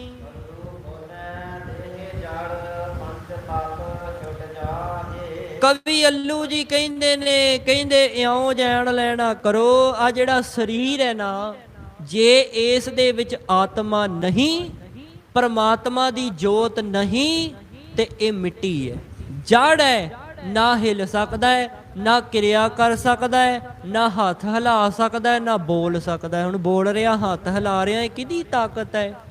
ਇੱਕ ਅਕਾਲ ਪੁਰਖ ਵਾਹਿਗੁਰੂ ਦੀ ਕਿਰਪਾ ਹੈ ਨਾ, ਉਹਦੀ ਜੋਤ ਅੰਦਰ ਹੈ, ਉਹਦਾ ਅੰਸ਼ ਆਪਾਂ। ਕਹੋ ਕਬੀਰ ਰਾਮ ਕੀ ਅੰਸ਼। ਮਹਾਰਾਜ ਕਹਿੰਦੇ ਜੇ ਤੇਰੇ ਵਿੱਚ ਆਤਮਾ ਹੈ ਤੇ ਤੂੰ ਕੋਈ ਕਿਰਿਆ ਕਰ ਸਕਦਾ ਹੈ। ਇਸੇ ਕਰਕੇ ਆਖਿਆ ਆਪਣੇ ਮੂੰਹ ਤੋਂ ਗਾਲਾਂ ਨਾ ਕੱਢੀ ਕਿਸੇ ਨੂੰ, ਝੂਠ ਨਾ ਬੋਲੀ, ਮੰਦੇ ਬੋਲ ਨਾ ਬੋਲੀ, ਮਾੜਾ ਨਾ ਸੁਣੀ, ਮਾੜਾ ਨਾ ਵੇਖੀ, ਕਿਉਂਕਿ ਉਹ ਤੇਰੇ ਅੰਦਰ ਹੈ, ਆਤਮਾ ਤੇਰੇ ਅੰਦਰ ਹੈ। ਅਸਲ ਵਿੱਚ ਤੂੰ ਆਤਮਾ ਪ੍ਰਾਤਮਾ ਇੱਕੋ ਕਰੈ ਮਨ, ਤੂੰ ਜੋਤ ਸਰੂਪ ਹੈ। ਆਪਣਾ ਮੂਲ ਪਛਾਣਨ ਵਾਸਤੇ ਆਇਆ ਹੈ, ਆਪਣਾ ਮੂਲ ਪਛਾਣ। ਮਨ ਹਰ ਜੀ ਤੇਰੇ ਨਾਲ ਹੈ, ਐ ਮੇਰਿਆ ਮਨਾ ਹਰੀ ਅਕਾਲ ਪੁਰਖ ਵਾਹਿਗੁਰੂ ਸਦਾ ਤੇਰੇ ਨਾਲ ਹੈ। ਪਰ ਅਗਿਆਨੀ ਮਨੁੱਖ ਕਿਵੇਂ ਸਮਝਦਾ ਹੈ? ਸਮਝਦਾ ਹੀ ਨਹੀਂ। ਕਹਿੰਦੇ ਮਨ ਹਰ ਜੀ ਤੇਰੇ ਨਾਲ ਹੈ, ਰੰਗ ਕਿਵੇਂ ਮਾਣ ਸਕਦਾ ਹੈ? ਕਿਵੇਂ ਇਹ ਪਹਿਚਾਨ ਕਰ ਸਕਦਾ ਹੈ? ਗੁਰਮਤੀ ਰੰਗ ਮਾਣ। ਬੜੀ ਸੌਖੀ ਗੱਲ ਹੈ, ਬੜਾ ਸੌਖਾ ਸਰਲ ਗੁਰਬਾਣੀ ਨੇ ਸਮਝਾਇਆ। ਬਸ ਕਮਾਈ ਕਰਨ ਦੀ ਲੋੜ ਹੈ ਉਹਦੇ ਤੇ। ਇਸ ਪ੍ਰਕਾਰ ਕਹਿੰਦੇ ਗੁਰਮਤੀ, ਗੁਰੂ ਦੀ ਮੱਤ ਲੈ ਕਰਕੇ, ਨਾਮ ਜਪ ਕੇ, ਸੇਵਾ ਸਿਮਰਨ ਕਰਕੇ, ਭਜਨ ਬੰਦਗੀ ਕਰਕੇ, ਸਾਦਾ ਜੀਵਨ ਜੀ ਕੇ ਬਹੁਤ ਕੁਝ ਪ੍ਰਾਪਤ ਹੋ ਸਕਦਾ ਹੈ। ਤੋ ਇਸ ਕਰਕੇ ਕੀ ਕਹਿੰਦੇ ਨੇ, ਕਹਿੰਦੇ ਇਉਂ ਜਾਣੋ ਕਿ ਦੇਹ ਤਾਂ ਜੜ ਹੈ, ਜੇ ਆਤਮਾ ਨਹੀਂ ਨਾ ਤੇ ਯਾਦ ਰੱਖ ਤੂੰ ਕੁਝ ਵੀ ਨਹੀਂ ਕਰ ਸਕਦਾ। ਜਿਵੇਂ ਸੰਤ ਕਹਿੰਦੇ ਸੀ ਨਾ, ਸੰਤ ਜੀ ਬਚਨ ਕਰਦੇ ਸੀ, ਕਹਿੰਦੇ ਮਿੱਟੀ ਹੈ, ਮਿੱਟੀ ਨਾਲ ਸੰਬੰਧ ਕੋਈ ਨਹੀਂ ਹੋਣਾ, ਜਿਉਂਦੇ ਨੂੰ ਫੜ ਕੇ ਨਹੀਂ ਲਿਜਾ ਸਕਦੇ, ਗੁਰੂ ਸਾਹਿਬ ਦੀ ਕਿਰਪਾ ਹੈ। ਇਹ ਬਚਨ ਕਰਦੇ ਹੁੰਦੇ ਸੀ ਕਿ ਜੇ ਸਰੀਰ ਦੇ ਵਿੱਚੋਂ ਜੋਤ ਹੀ ਨਿਕਲ ਜਾਣੀ ਹੈ, ਸ਼ਹੀਦੀ ਪ੍ਰਾਪਤ ਕਰਕੇ ਸਵਾਸ ਨਿਕਲ ਗਏ ਤੇ ਫਿਰ ਮਿੱਟੀ ਹੋਣੀ ਹੈ, ਉਹਦੇ ਨਾਲ ਸੰਬੰਧ ਕੋਈ ਨਹੀਂ, ਲੈ ਜਾਣ ਜਿੱਥੇ ਮਰਜੀ, ਪਰ ਜਿਉਂਦੇ ਨੂੰ ਫੜ ਕੇ ਨਹੀਂ ਲਿਜਾ ਸਕਦੇ। ਇਸੇ ਪ੍ਰਕਾਰ ਕਹਿੰਦੇ ਪੰਚ ਤਤ ਛੁੱਟ ਜਾਹੇ। ਚੇਤਾ ਰੱਖੋ ਮਨੁੱਖ ਜਿਹੜਾ ਹੈ ਨਾ, ਪੰਜਾਂ ਤੱਤਾਂ ਤੋਂ ਕਹਿੰਦੇ ਬਣਿਆ, ਹਵਾ, ਪਾਣੀ, ਅੱਗ, ਮਿੱਟੀ ਤੇ ਆਕਾਸ਼, ਇਹ ਸਾਰਾ ਕੁਝ ਇਹਦੇ ਨਾਲ ਜੁੜਿਆ ਹੋਇਆ। ਇਸ ਪ੍ਰਕਾਰ ਕਹਿੰਦੇ ਛੁੱਟ ਜਾਣ, ਆਤਮਾ ਨਿਕਲ ਜਾਏ, ਜੋਤ ਨਿਕਲ ਜਾਏ ਤੇ ਜਾੜੀ ਰਹਿ ਗਈ, ਕਿਸੇ ਦਾ ਨਹੀਂ। ਕਹਿੰਦੇ ਬੁੱਧੀ ਤੋਂ ਲੈ ਕੇ ਪ੍ਰਾਣਾ ਤੱਕ, ਮਨ, ਬੁੱਧ, ਚਿੱਤ, ਅਹੰਕਾਰ, ਚਤੁਸ਼ਟਾ, ਚਾਰ ਚੀਜ਼ਾਂ ਨੇ ਨਾ, ਇਹਨੂੰ ਚਤੁਸ਼ਟਾ ਕਹਿੰਦੇ ਨੇ। ਅੰਤःਕਰਨ ਜਿਹਨੂੰ ਆਪਾਂ ਕਹਿੰਦੇ ਆ, ਮਨ, ਬੁੱਧ, ਚਿੱਤ, ਅਹੰਕਾਰ, ਇਹ ਚਾਰਾਂ ਦਾ ਆਪਸ ਵਿੱਚ ਬੜਾ ਡੂੰਘਾ ਸੰਬੰਧ ਹੈ। ਕਹਿੰਦੇ ਉਸ ਤੱਕ ਸਾਰਾ ਕੁਝ ਹੀ ਜੜ ਹੋ ਜਾਏਗਾ। ਜੇ ਆਤਮਾ ਨਿਕਲ ਗਈ, ਜੋਤ ਨਿਕਲ ਗਈ, ਤੇ ਕਹਿੰਦੇ ਨਾ ਮਨ ਨੇ ਕੁਝ ਸੋਚ ਹੋਣਾ, ਮਨ ਤੋਂ ਮਨ ਵਿੱਚ ਕੋਈ ਖਿਆਲ ਹੀ ਨਹੀਂ ਆਉਣਾ, ਤੇ ਮਨ ਕਾਹਦਾ ਰਹਿ ਗਿਆ? ਬੁੱਧੀ ਦੀ ਸੋਚ ਹੀ ਨਹੀਂ ਰਹਿਣੀ, ਤੇ ਬੁੱਧੀ ਕਾਹਦੀ ਰਹਿ ਗਈ? ਚਿੱਤ ਵਿੱਚ ਕੋਈ ਫੁਰਨਾ ਆਉਣਾ ਹੀ ਨਹੀਂ, ਤੇ ਚਿੱਤ ਕਾਹਦਾ ਰਹਿ ਗਿਆ? ਇਸ ਕਰਕੇ ਹੰਕਾਰ ਵੀ ਨਹੀਂ ਹੋਣਾ। ਜੇ ਪੱਲੇ ਹੀ ਨਹੀਂ ਕੱਖ ਹੋਣਾ, ਕੱਲਾ ਮਿੱਟੀ ਰਹਿ ਜਾਣੀ, ਫਿਰ ਤੇ ਲੋਕਾਂ ਨੇ ਵੀ ਕਹਿਣਾ ਚਲੋ ਚਲੋ ਭਾਈ ਇਹਨੂੰ ਸਾੜ ਕੇ ਆਈਏ, ਇਉਂ ਕਹਿਣਾ। ਫਿਰ ਕਿਸੇ ਨੇ ਨਹੀਂ ਕਹਿੰਦੇ ਬਾਤ ਪੁੱਛਣੀ। ਇਸ ਕਰਕੇ ਸਾਰਿਆਂ ਨਾਲੋਂ ਜੇ ਵੱਧ ਮਹੱਤਤਾ ਹੈ ਉਹ ਤਾਂ ਬ੍ਰਹਮ ਦੀ ਹੈ, ਆਤਮਾ ਦੀ ਹੈ। ਜੇ ਅੰਦਰ ਆਤਮਾ ਨਹੀਂ ਤੇ ਕਹਿੰਦੇ ਕੱਖ ਵੀ ਨਹੀਂ, ਮਿੱਟੀ ਹੈ। ਦੋ ਗੱਲਾਂ ਨੇ, ਇੱਕ ਬ੍ਰਹਮ ਹੈ, ਇੱਕ ਆਤਮਾ ਹੈ। ਜਿਹੜੀ ਸਾਡੇ ਅੰਦਰ ਹੈ ਉਹਦਾ ਨਾਮ ਆਤਮਾ ਹੈ, ਜਿਹੜਾ ਸਾਰੇ ਜਗਤ ਵਿੱਚ ਸਾਨੂੰ ਭਾਸ ਰਿਹਾ ਹੈ, ਦਿਸ ਰਿਹਾ ਹੈ, ਜਿਵੇਂ ਸਾਰਿਆਂ ਦੇ ਵਿੱਚ ਆਪਾਂ ਕਹਿੰਦੇ ਆ ਪਰਮਾਤਮਾ ਹੈ, ਇਸ ਦਾ ਨਾਮ ਬ੍ਰਹਮ ਹੈ। ਚੇਤਾ ਰੱਖਿਓ, ਜਿਹੜਾ ਤਾਂ ਸਾਡੇ ਅੰਦਰ ਹੈ ਉਹਨੂੰ ਨਾਮ ਦਿੱਤਾ ਗਿਆ ਹੈ, ਇੱਕ ਹੀ ਹੈ, ਨਾਮ ਦੇ ਦਿੱਤਾ ਗਿਆ ਕਿ ਉਹ ਆਤਮਾ ਹੈ। ਜਿਹੜੀ ਬਾਹਰ ਸਾਰਿਆਂ ਵਿੱਚ ਆਪਾਂ ਵੇਖਦੇ ਆ, ਸਾਰਿਆਂ 'ਚ ਪਰਮਾਤਮਾ ਹੈ, ਉਹ ਬ੍ਰਹਮ ਹੈ। ਇਸ ਪ੍ਰਕਾਰ ਕਹਿੰਦੇ ਉਹ ਆਪਣੇ ਆਪ ਹੀ, ਆਪੇ ਤੋਂ ਹੀ ਪੈਦਾ ਹੋਇਆ ਹੈ। ਚੇਤਨ ਆਪੇ ਆਹੇ। ਉਹੀ ਗੱਲ ਹੈ ਕਿ ਸਤ ਚਿਤ ਆਨੰਦ ਸਵਰੂਪ ਜਿਹੜਾ ਪਰਮਾਤਮਾ ਹੈ, ਕਹਿੰਦੇ ਦੇਹ ਜੜ ਹੋ ਜਾਵੇਗੀ, ਪੰਜ ਤੱਤ ਛੁੱਟ ਜਾਣਗੇ, ਅਲੱਗ ਅਲੱਗ ਹੋ ਜਾਣਗੇ, ਮਨ, ਬੁੱਧ, ਚਿੱਤ, ਹੰਕਾਰ ਕਿਸੇ ਕੰਮ ਨਹੀਂ ਰਹਿਣੇ, ਪਰ ਚੇਤਨ ਆਪੇ ਆਏ। ਜਿਹੜਾ ਚੇਤਨ ਹੈ ਉਹ ਇੱਕਮਿਕ ਹੋ ਜਾਵੇਗਾ, ਪਰਮ ਸੱਤਾ ਵਿੱਚ ਲੀਨ ਹੋ ਜਾਵੇਗਾ।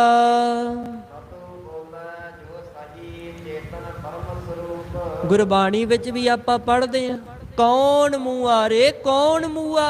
ਕਹਿੰਦੇ ਮਰਦਾ ਕੌਣ ਹੈ? ਤੇ ਲੋਕਾਂ ਦੀ ਅਗਿਆਨਤਾ ਹੈ। ਜਦੋਂ ਆਤਮਾ ਨਿਕਲ ਜਾਂਦੀ, ਲੋਕੀ ਕਹਿੰਦੇ ਬੰਦਾ ਮਰ ਗਿਆ। ਮਰਦਾ ਕਿਹੜਾ ਕਹਿੰਦੇ ਇੱਥੇ?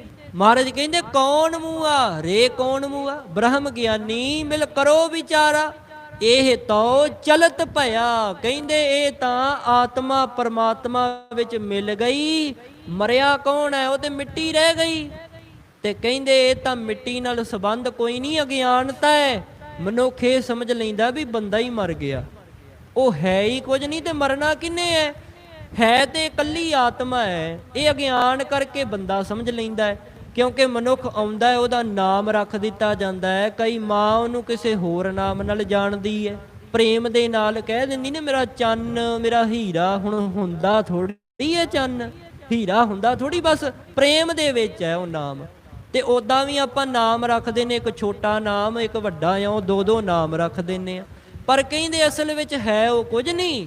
ਥੋੜੇ ਸਮੇਂ ਵਾਸਤੇ ਇਉਂ ਜਾਣ ਲੈਣਾ ਕਰੋ ਜਿਵੇਂ ਜਿਹੜਾ ਚੇਤਨ ਸਰੂਪ ਹੈ ਨਾ। ਹੁਣ ਇੱਥੇ ਬਚਨ ਕੀਤਾ ਕਵੀ ਮੱਧੂ ਜੀ ਨੇ, ਕਹਿੰਦੇ ਭਾਈ ਜਿਹੜਾ ਚੇਤਨ ਪਰਮ ਸਰੂਪ ਹੈ ਨਾ, ਉਹ ਕਿਵੇਂ ਦਾ ਹੈ ਦੱਸਦੇ ਹਨ।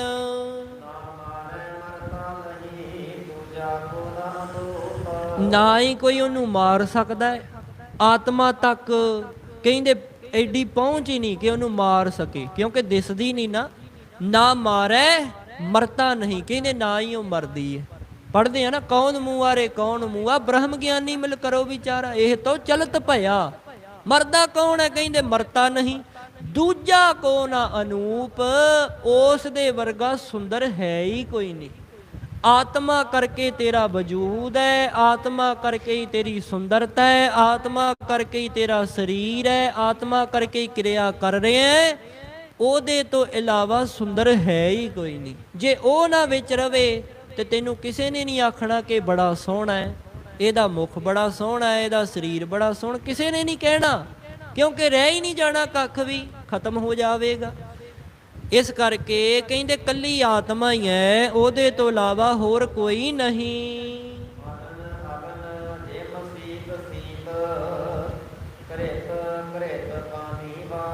ਕਹਿੰਦੇ ਉਹ ਤੇ ਇਉਂ ਹੈ ਜਿਵੇਂ ਅੱਗ ਦੇ ਵਿੱਚ ਅੱਗ ਮਿਲ ਜਾਂਦੀ, ਸੀਤ ਸੀਤ, ਪਾਣੀ ਦੇ ਵਿੱਚ ਪਾਣੀ ਮਿਲ ਜਾਂਦਾ, ਘਿਓ ਦੇ ਵਿੱਚ ਘਿਓ ਮਿਲ ਜਾਂਦਾ ਹੈ। ਇਸ ਪ੍ਰਕਾਰ ਕਹਿੰਦੇ ਪਾਣੀ ਵਾਰ, ਜਿਵੇਂ ਸਫਟਕ ਮਣੀ ਹੁੰਦੀ ਨਾ ਸਾਧ ਸੰਗਤ ਜੀ, ਬਲੌਰ ਮਣੀ, ਉਹਦਾ ਵੇਖਣ ਦੇ ਵਿੱਚ ਰੰਗ ਚਿੱਟਾ ਹੁੰਦਾ ਹੈ, ਸਫੈਦ ਹੁੰਦਾ ਹੈ, ਇਉਂ ਭਾਸਦੀ ਪ੍ਰਤੀਤ ਹੁੰਦੀ ਹੈ ਕਿ ਚਿੱਟੇ ਰੰਗ ਦੀ। ਪਰ ਜਦੋਂ ਉਹਨੂੰ ਤੁਸੀਂ ਕਿਸੇ ਵਸਤੂ ਦੇ ਕੋਲ ਰੱਖ ਦਿਓਗੇ ਨਾ, ਵਸਤੂ ਦੇ ਨਾਲ, ਉਹ ਉਹੋ ਜਿਹਾ ਹੀ ਰੰਗ ਧਾਰ ਲਏਗੀ। ਲਾਲ ਵਸਤੂ ਕੋਲ ਰੱਖੋਗੇ ਲਾਲ ਹੋ ਜਾਏਗੀ, ਪਰ ਉਸੇ ਵੇਲੇ ਜਦੋਂ ਤੁਸੀਂ ਕੁਝ ਮਿੰਟਾਂ ਬਾਅਦ ਚੱਕੋਗੇ, ਉਹਨੇ ਫਿਰ ਉਸੇ ਰੂਪ ਵਿੱਚ ਆ ਜਾਣਾ। ਇਸੇ ਤਰ੍ਹਾਂ ਹੀ ਕਹਿੰਦੇ ਮਨੁੱਖ ਦੇ ਵਿੱਚ ਆਤਮਾ ਹੈ ਤੇ ਉਹ ਦਿਸ ਰਿਹਾ ਕਿ ਇਹ ਕੋਈ ਬੰਦਾ ਹੈ, ਇਹਦਾ ਆਹ ਨਾਮ ਹੈ, ਇੱਥੇ ਇਹ ਪੜ੍ਹਿਆ, ਇੰਨੀ ਇਹਨੇ ਕਮਾਈ ਕੀਤੀ ਹੈ, ਇੰਨਾ ਇਹਦਾ ਸਮਾਂ ਦੁਨੀਆ ਤੇ ਆਇਆ ਹੈ, ਉਦੋਂ ਇਹ ਚਲਿਆ ਗਿਆ, ਬਸ ਇੰਨਾ ਹੀ ਹੈ, ਕੋਈ ਦਿਸ ਰਿਹਾ ਹੈ, ਕੁਝ ਵੀ ਨਹੀਂ। ਮਹਾਰਾਜ ਕਹਿੰਦੇ ਆਇਆ ਗਿਆ ਮੋਇਆ ਨਾਓ, ਪਿੱਛੇ ਪੱਤਲ ਸਦੇਹੋ ਕਾਵ, ਬਾਜ ਗੁਰੂ ਡੁੱਬਾ ਸੰਸਾਰ।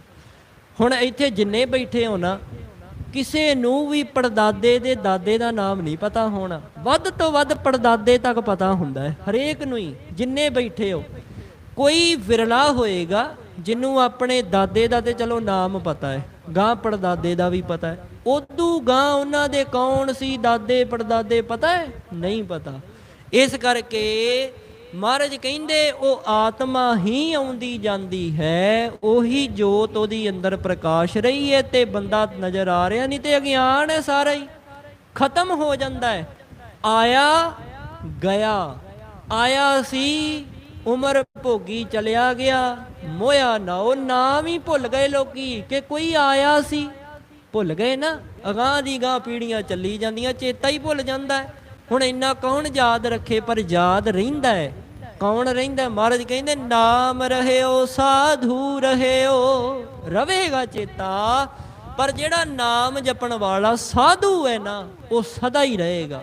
ਕਿੰਨੇ ਮਹਾਂਪੁਰਖਾਂ ਨੂੰ ਯਾਦ ਕਰਦੇ ਆਪਾਂ, ਕਿੰਨਿਆਂ ਦੀਆਂ ਬਰਸੀਆਂ ਮਨਾਉਂਦੇ ਆ, ਕਿੰਨਿਆਂ ਦੀ ਯਾਦ ਵਿੱਚ ਜੁੜਦੇ ਆ, ਰਹਿੰਦੇ ਨੇ ਨਾ, ਹੈ ਨੇ।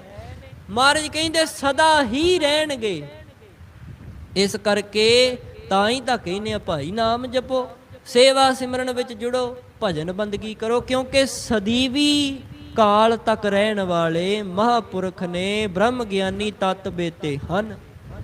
ਰਹਿਓ ਗੁਰੂ ਗੋਬਿੰਦ, ਤੇ ਉਹਨਾਂ ਨੂੰ ਬਣਾਉਣ ਵਾਲਾ ਜਗਤ ਦਾ ਮਾਲਕ ਰਹਿੰਦਾ ਕਹਿੰਦੇ। ਇਸ ਕਰਕੇ ਹਮੇਸ਼ਾ ਇਹੋ ਹੀ ਰਹਿਣੇ ਨੇ, ਇਹਨਾਂ ਤੋਂ ਇਲਾਵਾ ਕੋਈ ਨਹੀਂ ਰਹਿੰਦਾ। ਕਹਿੰਦੇ ਆਤਮਾ ਹੀ ਰਹਿੰਦੀ ਹੈ, ਹਰੇਕ ਦੇ ਵਿੱਚ ਹੀ ਪੈ ਜਾਂਦੀ। ਕਿੰਨੇ ਤਰ੍ਹਾਂ ਦੇ ਮਨੁੱਖ ਨੇ, ਸਰੀਰ ਹਰ ਸਾਰਿਆਂ ਦੇ ਅੱਡ ਅੱਡ ਨੇ। ਕਦੀ ਸੋਚ ਕੇ ਵੇਖੀਏ, ਮਾਲਕ ਨੇ ਕਿੱਡਾ ਖਾਸ ਬਣਾਇਆ ਨਾ ਸਾਨੂੰ, ਸਾਡੇ ਵਰਗਾ ਹੋਰ ਕੋਈ ਨਹੀਂ ਦੁਨੀਆ ਤੇ। ਆਪਣੇ ਆਪ ਵਿੱਚ ਵੱਖਰੇ ਆ, ਆਵਾਜ਼ ਵੱਖਰੀ ਹੈ, ਚਿਹਰਾ ਵੱਖਰਾ ਹੈ, ਸਰੀਰ ਵੱਖਰਾ ਹੈ। ਕਦੀ ਸੋਚਿਆ ਕਰੀਏ, ਫਿਰ ਉਹਦਾ ਸ਼ੁਕਰ ਕਰਿਆ ਕਰੀਏ, ਮਾਲਕਾ ਧੰਨ ਹੈ, ਧੰਨ ਹੈ, ਸ਼ੁਕਰ ਹੈ, ਧੰਨਵਾਦ ਹੈ ਤੁਹਾਡਾ, ਧੰਨਵਾਦ ਹੈ, ਕਿੱਡੀ ਕਿਰਪਾ ਕੀਤੀ ਹੈ। ਤੇ ਆਪ ਜਿਸ ਵਾਸਤੇ ਲੈ ਕੇ ਆਏ ਹੋ ਉਸੇ ਨੂੰ ਹੀ ਕਰੀਏ ਬਸ। ਭਈ ਪ੍ਰਾਪਤ ਮਨੁਖ ਦੇ ਹੁਰੀਆ, ਗੋਬਿੰਦ ਮਿਲਨ ਕੀ ਹੈ ਤੇਰੀ ਬਰੀਆ, ਅਵਰ ਕਾਜ ਤੇਰੇ ਕਿਤੇ ਨਾ ਕਾਮ, ਮਿਲ ਸਾਧ ਸੰਗਤ ਭਜ ਕੇਵਲ ਨਾਮ। ਅੱਗੇ ਹੁਣ ਸਤ ਸੰਗਤ ਦੀ ਮਹਾਨਤਾ ਵੀ ਆਵੇਗੀ, ਵੀ ਇੱਥੇ ਬਹਿਣ ਦਾ ਪ੍ਰਤਾਪ ਕੀ ਹੈ, ਕਿਉਂ ਇੱਥੇ ਆਉਣਾ, ਇਹਦੇ ਬਿਨਾ ਗੁਜ਼ਾਰਾ ਨਹੀਂ। ਭਾਵੇਂ ਕੋਈ ਵੀ ਕਰਮ ਕਰ ਲੈ, ਸਮ ਦਮ ਬ੍ਰਹਮਚਰਜ ਜੋਗ ਜਗ ਕੁਝ ਵੀ ਕਰਦਾ ਰਵੇ, ਕਿਸੇ ਕੰਮ ਨਹੀਂ ਜੇ ਸਤ ਸੰਗਤ ਨਹੀਂ। ਇਸ ਕਰਕੇ ਅੱਗੇ ਮਹਾਨਤਾ ਵੀ ਆਵੇਗੀ। ਹੁਣ ਇੱਥੇ ਆਤਮਾ ਦਾ ਜ਼ਿਕਰ ਕਰ ਰਹੇ, ਕਹਿੰਦੇ ਜਿਵੇਂ ਜਿਵੇਂ ਵੀ ਸਰੀਰ ਕਿਸੇ ਦਾ ਹੈ, ਜਿਹਦੀ ਵੀ ਆਪੋ ਆਪਣਾ ਚਿਹਰਾ ਸ਼ਕਲ ਸੂਰਤ ਹੈ, ਆਪੋ ਆਪਣਾ ਕਹਿੰਦੇ ਸੁਭਾਅ ਹੈ, ਬੋਲਾ ਹੈ ਹਰ ਇੱਕ ਦਾ, ਕਹਿੰਦੇ ਉਹ ਆਤਮਾ ਤਾਂ ਹਰੇਕ ਦੇ ਵਿੱਚ ਹੀ ਮਿਲ ਜਾਂਦੀ ਹੈ, ਮਿਲਨਸਾਰ ਹੈ। ਕਹਿੰਦੇ ਭਰਮ ਦੂਰ ਕਰਕੇ ਵੇਖ ਤਾਂ ਲਵੋ, ਇਸ ਤੋਂ ਇਲਾਵਾ ਹੈ ਕੀ? ਕਾਹਦੀ ਵਿਚਾਰ ਹੈ ਹੀ ਕੁਝ ਨਹੀਂ, ਇੱਕ ਆਤਮਾ ਹੀ ਹੈ, ਇੱਕ ਪ੍ਰਮਾਤਮਾ ਦੀ ਜੋਤ ਹੀ ਹੈ, ਜਿਹਦੇ ਕਰਕੇ ਇਹ ਸੰਸਾਰ ਭਾਸ ਰਿਹਾ ਹੈ। ਬ੍ਰਹਮ ਰੂਪ ਸੰਸਾਰ ਹੈ। ਅਗਿਆਨਤਾ ਕਰਕੇ ਮਨੁੱਖ ਨੂੰ ਇਹ ਜਗਤ ਦਿਸਦਾ ਹੈ। ਅਗਿਆਨਤਾ ਕਰਕੇ ਆਪਾਂ ਨਾਮ ਲੈਂਦੇ ਆ, ਅਗਿਆਨਤਾ ਕਰਕੇ ਕਹਿੰਦੇ ਆ ਉਹ ਚੰਗਾ ਨਹੀਂ, ਉਹ ਚੰਗਾ ਹੈ। ਕਿਸੇ ਨੂੰ ਗਾਲਾਂ ਕੱਢ ਦਿੰਦਾ ਮਨੁੱਖ, ਝੂਠ ਬੋਲ ਦਿੰਦਾ ਹੈ। ਕਿਉਂ ਬੋਲਦਾ ਹੈ? ਕਿਉਂਕਿ ਉਹ ਇਹ ਨਹੀਂ ਜਾਣਦਾ ਕਿ ਉਹਦੇ ਵਿੱਚ ਵੀ ਪਰਮਾਤਮਾ ਹੈ ਤੇ ਮੇਰੇ ਵਿੱਚ ਵੀ ਹੈ। ਜੋਤ ਇੱਕ ਹੀ ਹੈ, ਸਰੀਰ ਅੱਡ ਅੱਡ ਨੇ। ਜਿਵੇਂ ਆਪਾਂ ਪੜ੍ਹਦੇ ਹੁੰਦੇ ਨਾ, ਏਕ ਜੋਤ ਦੋਏ ਮੂਰਤੀ ਧਨ ਪਿਰ ਕਹੀਐ ਸੋਏ। ਚਲੋ ਇਹ ਵਿਸ਼ਾ ਨਹੀਂ ਆਪਣਾ, ਉੱਥੇ ਪਤੀ ਪਤਨੀ ਦਾ ਸਮਝਾਉਂਦੇ ਵੀ ਸਰੀਰ ਦੋ ਹੁੰਦੇ ਨੇ, ਜੋਤ ਇੱਕ ਸੋਚ ਇੱਕ ਹੈ ਤੇ ਅਸਲ ਵਿੱਚ ਪਤੀ ਪਤਨੀ ਨੇ। ਤੋ ਇਹ ਵਿਸ਼ਾ ਨਹੀਂ ਆਪਣਾ, ਅਸਲ ਵਿੱਚ ਸਮਝਾਉਣ ਦਾ ਜ਼ਿਕਰ ਕਰਦੇ। ਕਹਿੰਦੇ ਭਰਮ ਦੂਰ ਕਰੋ, ਪਤਾ ਫਿਰ ਲੱਗੇਗਾ ਕਿ ਵਿਚਾਰ ਕਾਹਦੀ ਹੈ, ਕੇਵਲ ਆਤਮਾ ਹੀ ਹੈ।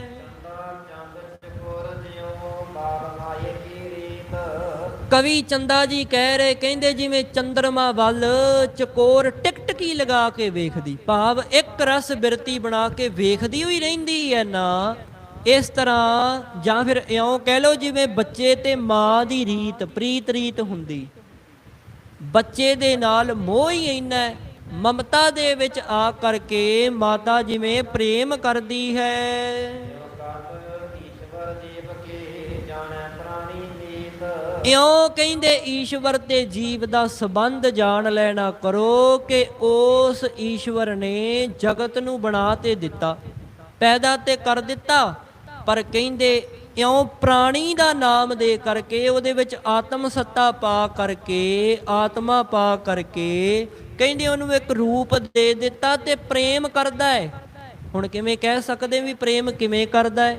ਵੇਖੋ ਨਾ, ਸਾਚਾ ਸਾਹਿਬ ਸਦ ਮਿਹਰਵਾਨ, ਇਸ ਸ਼ਬਦ ਵਿੱਚ ਜਵਾਬ ਮਿਲ ਜਾਵੇਗਾ।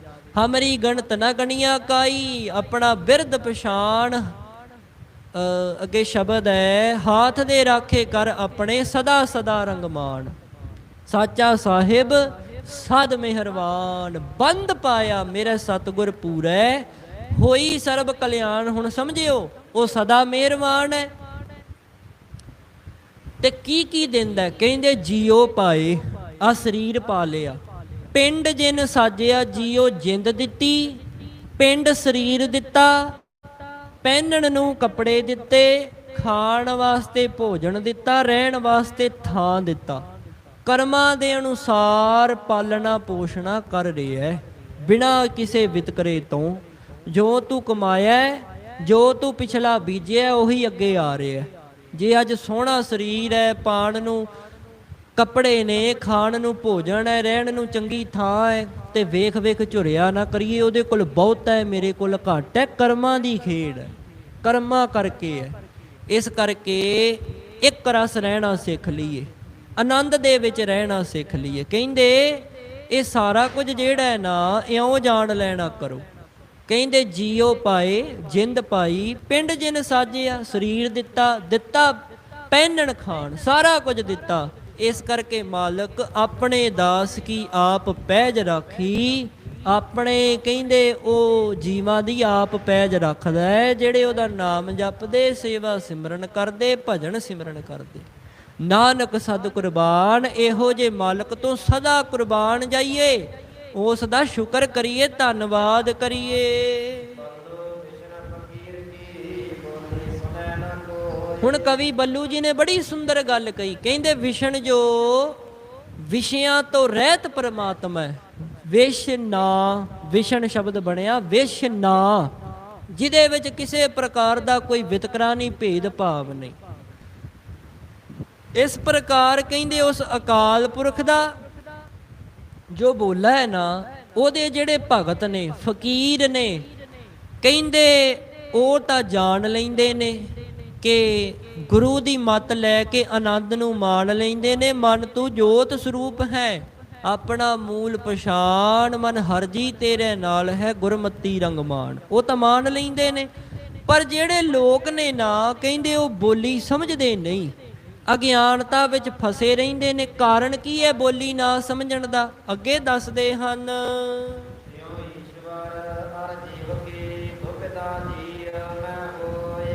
ਕਹਿੰਦੇ ਜਿਵੇਂ ਈਸ਼ਵਰ ਅਤੇ ਜੀਵ ਦੀ ਆਪਸ ਵਿੱਚ ਦੁਬਿਧਾ ਹੈ। ਦੁਬਿਧਾ ਕੀ ਹੈ? ਆਪਾਂ ਕਹਿੰਦੇ ਆ ਨਾ ਕਿ ਮੈਂ ਪ੍ਰਮਾਤਮਾ ਦੀ ਇੱਕ ਅੰਸ਼ ਹਾਂ, ਉਹਦਾ ਨਾਮ ਆ ਹੈ ਤੇ ਮੇਰਾ ਨਾਮ ਆ ਹੈ, ਏਦਾਂ ਕਹਿ ਦਿੰਨੇ ਆਪਾਂ। ਉਹਦਾ ਰੰਗ ਗੋਰਾ ਹੈ ਤੇ ਮੇਰਾ ਰੰਗ ਕਾਲਾ ਹੈ, ਜਾਂ ਮੇਰਾ ਰੰਗ ਗੋਰਾ ਹੈ ਉਹਦਾ ਰੰਗ ਕਾਲਾ ਹੈ, ਉਹਦਾ ਕੱਦ ਉੱਚਾ ਹੈ ਮੇਰਾ ਕੱਦ ਨੀਵਾਂ ਹੈ, ਜਾਂ ਇਉਂ ਆਪਾਂ ਗੱਲਾਂ ਕਰਦੇ ਆ ਨਾ। ਕਹਿੰਦੇ ਇਹ ਕੋਈ ਨਹੀਂ ਕਰਦਾ। ਫਿਰ ਜਦੋਂ ਪਤਾ ਲੱਗ ਜਾਵੇ ਨਾ ਕਿ ਇੱਕ ਹੈ, ਬ੍ਰਹਮ ਹੈ, ਸਾਰੇ ਪਾਸੇ ਹੀ ਆਤਮਾ ਕਰਕੇ ਸਾਰਾ ਕੁਝ ਹੈ, ਕਿ ਉਹਦੇ ਬਲ ਤੋਂ ਬਿਨਾ ਕੋਈ ਵੀ ਕਿਸੇ ਕੰਮ ਦਾ ਨਹੀਂ। ਗੱਲ ਇੱਥੇ ਲੈ ਆਇਆ ਕਰੋ ਕਿ ਜੇ ਆਤਮਾ ਹੀ ਨਿਕਲ ਗਈ ਤੇ ਲੰਬੇ ਨੂੰ ਕੀ ਕਰਨਾ ਹੈ? ਜੇ ਵਿੱਚ ਉਹ ਆਤਮਾ ਹੀ ਨਿਕਲ ਗਈ ਤੇ ਗੋਰੇ ਕਾਲੇ ਦੇ ਕਾਹਦਾ ਸਵਾਲ ਰਹਿ ਗਿਆ? ਖਤਮ ਹੋ ਗਿਆ ਨਾ। ਇਸ ਕਰਕੇ ਕਹਿੰਦੇ ਇਹ ਦੁਬਿਧਾ ਕਰਕੇ ਹੋ ਰਿਹਾ ਹੈ ਕਿ ਜਿਹੜੀ ਪ੍ਰਮਾਤਮਾ ਦੀ ਤੇ ਜੀਵਾਂ ਦੀ ਉਤਪਤੀ ਹੈ ਨਾ, ਉਹਦੀ ਬੋਲੀ ਨਹੀਂ ਕੋਈ ਸਮਝ ਰਿਹਾ ਕਿ ਬ੍ਰਹਮ ਹੈ ਸਾਰੇ ਪਾਸੇ, ਆਤਮਾ ਕਰਕੇ ਸਾਰੇ ਪਾਸੇ ਬ੍ਰਹਮ ਹੈ। ਤੇ ਜਿੱਦਣ ਆਤਮਾ ਨਿਕਲ ਗਈ, ਕਹਿੰਦੇ ਅਗਿਆਨਤਾ ਕਰਕੇ ਸੰਸਾਰ ਲੱਗ ਰਿਹਾ ਹੈ। ਫਿਰ ਕਹਿੰਦੇ ਜੇ ਨਾ ਕੁਝ ਖੱਟ ਸਕੇ, ਨਾਮ ਨਾ ਜਪ ਸਕੇ, ਪਛਤਾਵਾ ਰਹਿ ਜਾਏਗਾ, ਕੱਲਾ ਪਛਤਾਵਾ। ਇਸ ਕਰਕੇ ਇਹ ਦੁਬਿਧਾ ਕਰਕੇ ਹੀ ਜਿਹੜਾ ਸੰਸਾਰ ਹੈ, ਅਗਿਆਨਤਾ ਕਰਕੇ ਹੀ ਸਾਨੂੰ ਸੰਸਾਰ ਲੱਗ ਰਿਹਾ। ਰਿਸ਼ਤੇ ਨਾਤੇ ਜੁੜੇ ਨੇ, ਨਹੀਂ ਤੇ ਫਿਰ ਆਪਾਂ ਕਹਿ ਦਿੰਦੇ ਆ ਨਾ ਵੀ ਇਹ ਤਾਂ ਫੱਕਰ ਹੋ ਗਿਆ।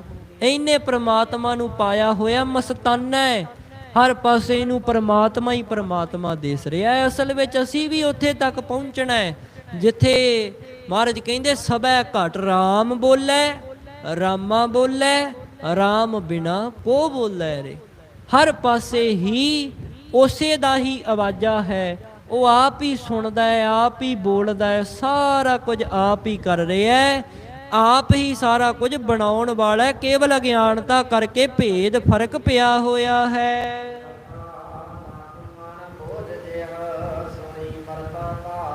ਕਵੀ ਲੱਖਾ ਜੀ ਕਹਿੰਦੇ ਲੱਖਾਂ ਮਨ ਬੋਝ ਆਪਣੇ ਤੇ ਪਾ ਕੇ ਮਨੁੱਖ ਝੁਰਦਾ ਰਹਿੰਦਾ ਹੈ।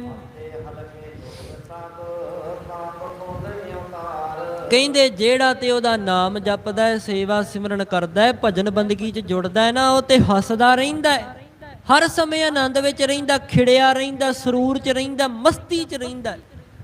ਤੇ ਜਿਹੜਾ ਕਹਿੰਦੇ ਪਾਪ ਪੁੰਨ ਦੇ ਗੇੜ ਵਿੱਚ ਫਸ ਜਾਂਦਾ ਹੈ, ਇਹਨਾਂ ਵਿੱਚ ਫਸ ਜਾਂਦਾ ਹੈ, ਪਾਪਾਂ ਵਿੱਚ ਕਿ ਮੇਰੇ ਕੋਲ ਪਾਪ ਬਹੁਤੇ ਹੋ ਗਏ, ਪੁੰਨ ਨਹੀਂ ਕਰ ਸਕਿਆ, ਜਾਂ ਮੈਂ ਪੁੰਨ ਹੀ ਬੜੇ ਕਰ ਦਿੱਤੇ, ਮੈਂ ਤੇ ਪਾਪ ਕੀਤਾ ਹੀ ਕੋਈ ਨਹੀਂ। ਜਿਹੜਾ ਇਹ ਕਹਿੰਦਾ ਹੈ ਨਾ ਕਿ ਮੈਂ ਪਾਪ ਕੀਤਾ ਹੀ ਕੋਈ ਨਹੀਂ, ਇਹਦਾ ਮਤਲਬ ਮੈਂ ਹੰਕਾਰ ਹੈ ਕਿ ਮੈਂ ਪੁੰਨ ਹੀ ਕੀਤੇ ਨੇ। ਤੇ ਜਿਹੜਾ ਇਹ ਕਹਿ ਰਿਹਾ ਮੇਰੇ ਕੋਲ ਪੁੰਨ ਹੀ ਨਹੀਂ ਹੋਏ, ਪਾਪ ਹੀ ਹੋਏ ਨੇ, ਉਹ ਵੀ ਫਸਿਆ ਹੋਇਆ ਇਹਨਾਂ ਵਿੱਚ, ਪਾਪ ਪੁੰਨ ਵਿੱਚ ਫਸਿਆ ਹੈ। ਕਹਿੰਦੇ ਇਉਂ ਜਿਹੜਾ ਧਾਰਦਾ ਉਹ ਫਿਰ ਲੱਖਾਂ ਮਨ ਬੋਝ ਸਿਰ ਤੇ ਚੁੱਕ ਲੈਂਦਾ, ਕੁਝ ਨਹੀਂ ਉਹਦੇ ਪੱਲੇ ਰਹਿੰਦਾ, ਬਸ ਇਹਨਾਂ ਚੱਕਰਾਂ ਵਿੱਚ ਹੀ ਕਹਿੰਦੇ ਉਮਰ ਲੰਘਾ ਲੈਂਦਾ, ਪਾਪ ਪੁੰਨ ਬਸ ਇਹੀ ਕਰਦਾ ਕਰਦਾ ਮਰ ਜਾਂਦਾ। ਪਰ ਕਹਿੰਦੇ ਇੱਕ ਉਹ ਨੇ ਜਿਨ੍ਹਾਂ ਦੀ ਬਾਬਤ ਆਪਾਂ ਪੜ੍ਹਦੇ ਹਾਂ, ਕਹਿੰਦੇ ਬੜਾ ਸੁੰਦਰ ਲਿਖਿਆ ਕਿਸੇ ਨੇ, ਕਹਿੰਦੇ ਜਦੋਂ ਮੈਂ ਨਾ ਆਪੇ ਦੀ ਪਹਿਚਾਣ ਲੱਗਾ, ਉਦੋਂ ਬੜੀ ਮਸਤੀ ਸੀ, ਮਸਤੀ ਸੀ ਉਦੋਂ, ਕਿਸੇ ਪ੍ਰਕਾਰ ਦੀ ਕੋਈ ਹਸਤੀ ਨਹੀਂ ਸੀ ਮੇਰੀ, ਮੈਂ ਆਪਣੇ ਆਪ ਨੂੰ ਕੁਝ ਜਨਾਉਂਦਾ ਨਹੀਂ ਸੀ ਕਿ ਮੈਂ ਬਹੁਤ ਵੱਡਾ, ਨਾ ਨਾ, ਮਹਾਰਾਜ ਦੇ ਚਰਨਾਂ ਨਾਲ ਜੁੜਿਆ ਸਾਂ। ਕਹਿੰਦੇ ਜਦੋਂ ਦਾ ਫਿਰ ਪ੍ਰੇਮ ਟੁੱਟ ਗਿਆ, ਮੋਹ ਮਾਇਆ ਦਾ ਜਿਹੜਾ ਜਾਲ ਪੈ ਗਿਆ, ਪ੍ਰੀਤੀ ਟੁੱਟ ਗਈ, ਕੀ ਹੋ ਗਿਆ? ਕਹਿੰਦੇ ਮੈਂ ਫਸ ਗਿਆ, ਇਸ ਚੱਕਰਾਂ ਵਿੱਚ ਮੈਂ ਆਪਣੀ ਮਸਤੀ ਗਵਾ ਲਈ। ਕਹਿੰਦੇ जब मस्ती थी बेशक ना मेरी हस्ती थी। ये किसी ने लिखिया कि जदों मेरे कोल मस्ती सी ना किसी प्रकार की कोई हस्ती नहीं सी, बेशक ना मेरी हस्ती थी। ਕਹਿੰਦੇ ਜਦੋਂ मैं हस्ती बनाउण दे चक्कर विच पै गया ते मस्ती अपनी खो बैठा, मैं अपनी मस्ती गवा लई। ਜਦੋਂ मैं ये सोचण लग पिया कि मेरे कोल पैसा बहुता होना चाहिए, घर बार होना चाहिए, सोहना बंगले होने चाहिए, गड्डियां होनियां चाहिए, कित्थे एवें मैं गरीबी विच जिंदगी कट्टी जाना। लोभ आ गया। कहंदे फिर ਉਹ ਇਉਂ ਹੀ पाप पुण्य ਦੇ ਚੱਕਰਾਂ ਵਿੱਚ ਨਾ ਪਤਾ ਲੱਗਦਾ ਵੀ ਕਿਰਤ ਕਰਕੇ ਧਨ ਕਿਵੇਂ ਕਮਾਉਣਾ, ਦਸਾਂ ਨਵਾਂ ਦੀ ਸੱਚੀ ਸੁੱਚੀ ਕਿਰਤ ਕਰਕੇ ਧਰਮ ਨੂੰ ਵਿੱਚ ਰੱਖ ਕੇ ਕਿਵੇਂ ਜੀਵਨ ਚਲਾਉਣਾ, ਇਹ ਭੁੱਲ ਜਾਂਦਾ ਹੈ। ਪਾਪ ਵਿੱਚ ਪੁੰਨ ਵਿੱਚ ਫਸ ਕੇ ਮਰ ਜਾਂਦਾ ਹੈ।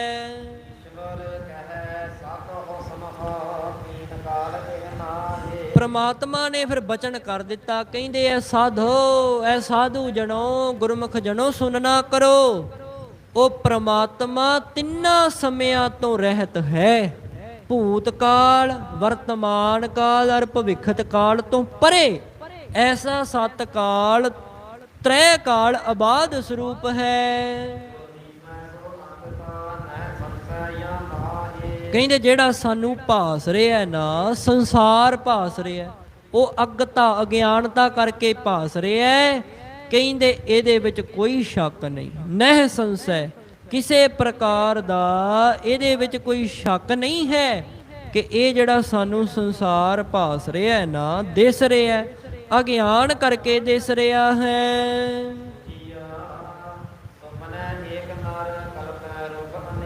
ਕਵੀ ਸੁਖੀਆ ਜੀ ਕਹਿੰਦੇ ਨੇ, ਕਹਿੰਦੇ ਜਿਵੇਂ ਮੰਨ ਲਓ ਇੱਕ ਮਨੁੱਖ ਨੂੰ ਸੁਪਨਾ ਆਵੇ, ਸੁੱਤਿਆਂ ਪਿਆ ਕੋਈ ਸੁਪਨਾ ਆ ਗਿਆ ਤੇ ਬੜਾ ਕੁਝ ਉਹਨੇ ਵੇਖਿਆ, ਤੇ ਕਹਿੰਦੇ ਇਉਂ ਜਾਣੋ, ਜਿਵੇਂ ਸ਼ਬਦ ਪੜ੍ਹਦੇ ਆ ਨਾ ਭਗਤ ਰਵਿਦਾਸ ਜੀ ਦੀ ਬਾਣੀ,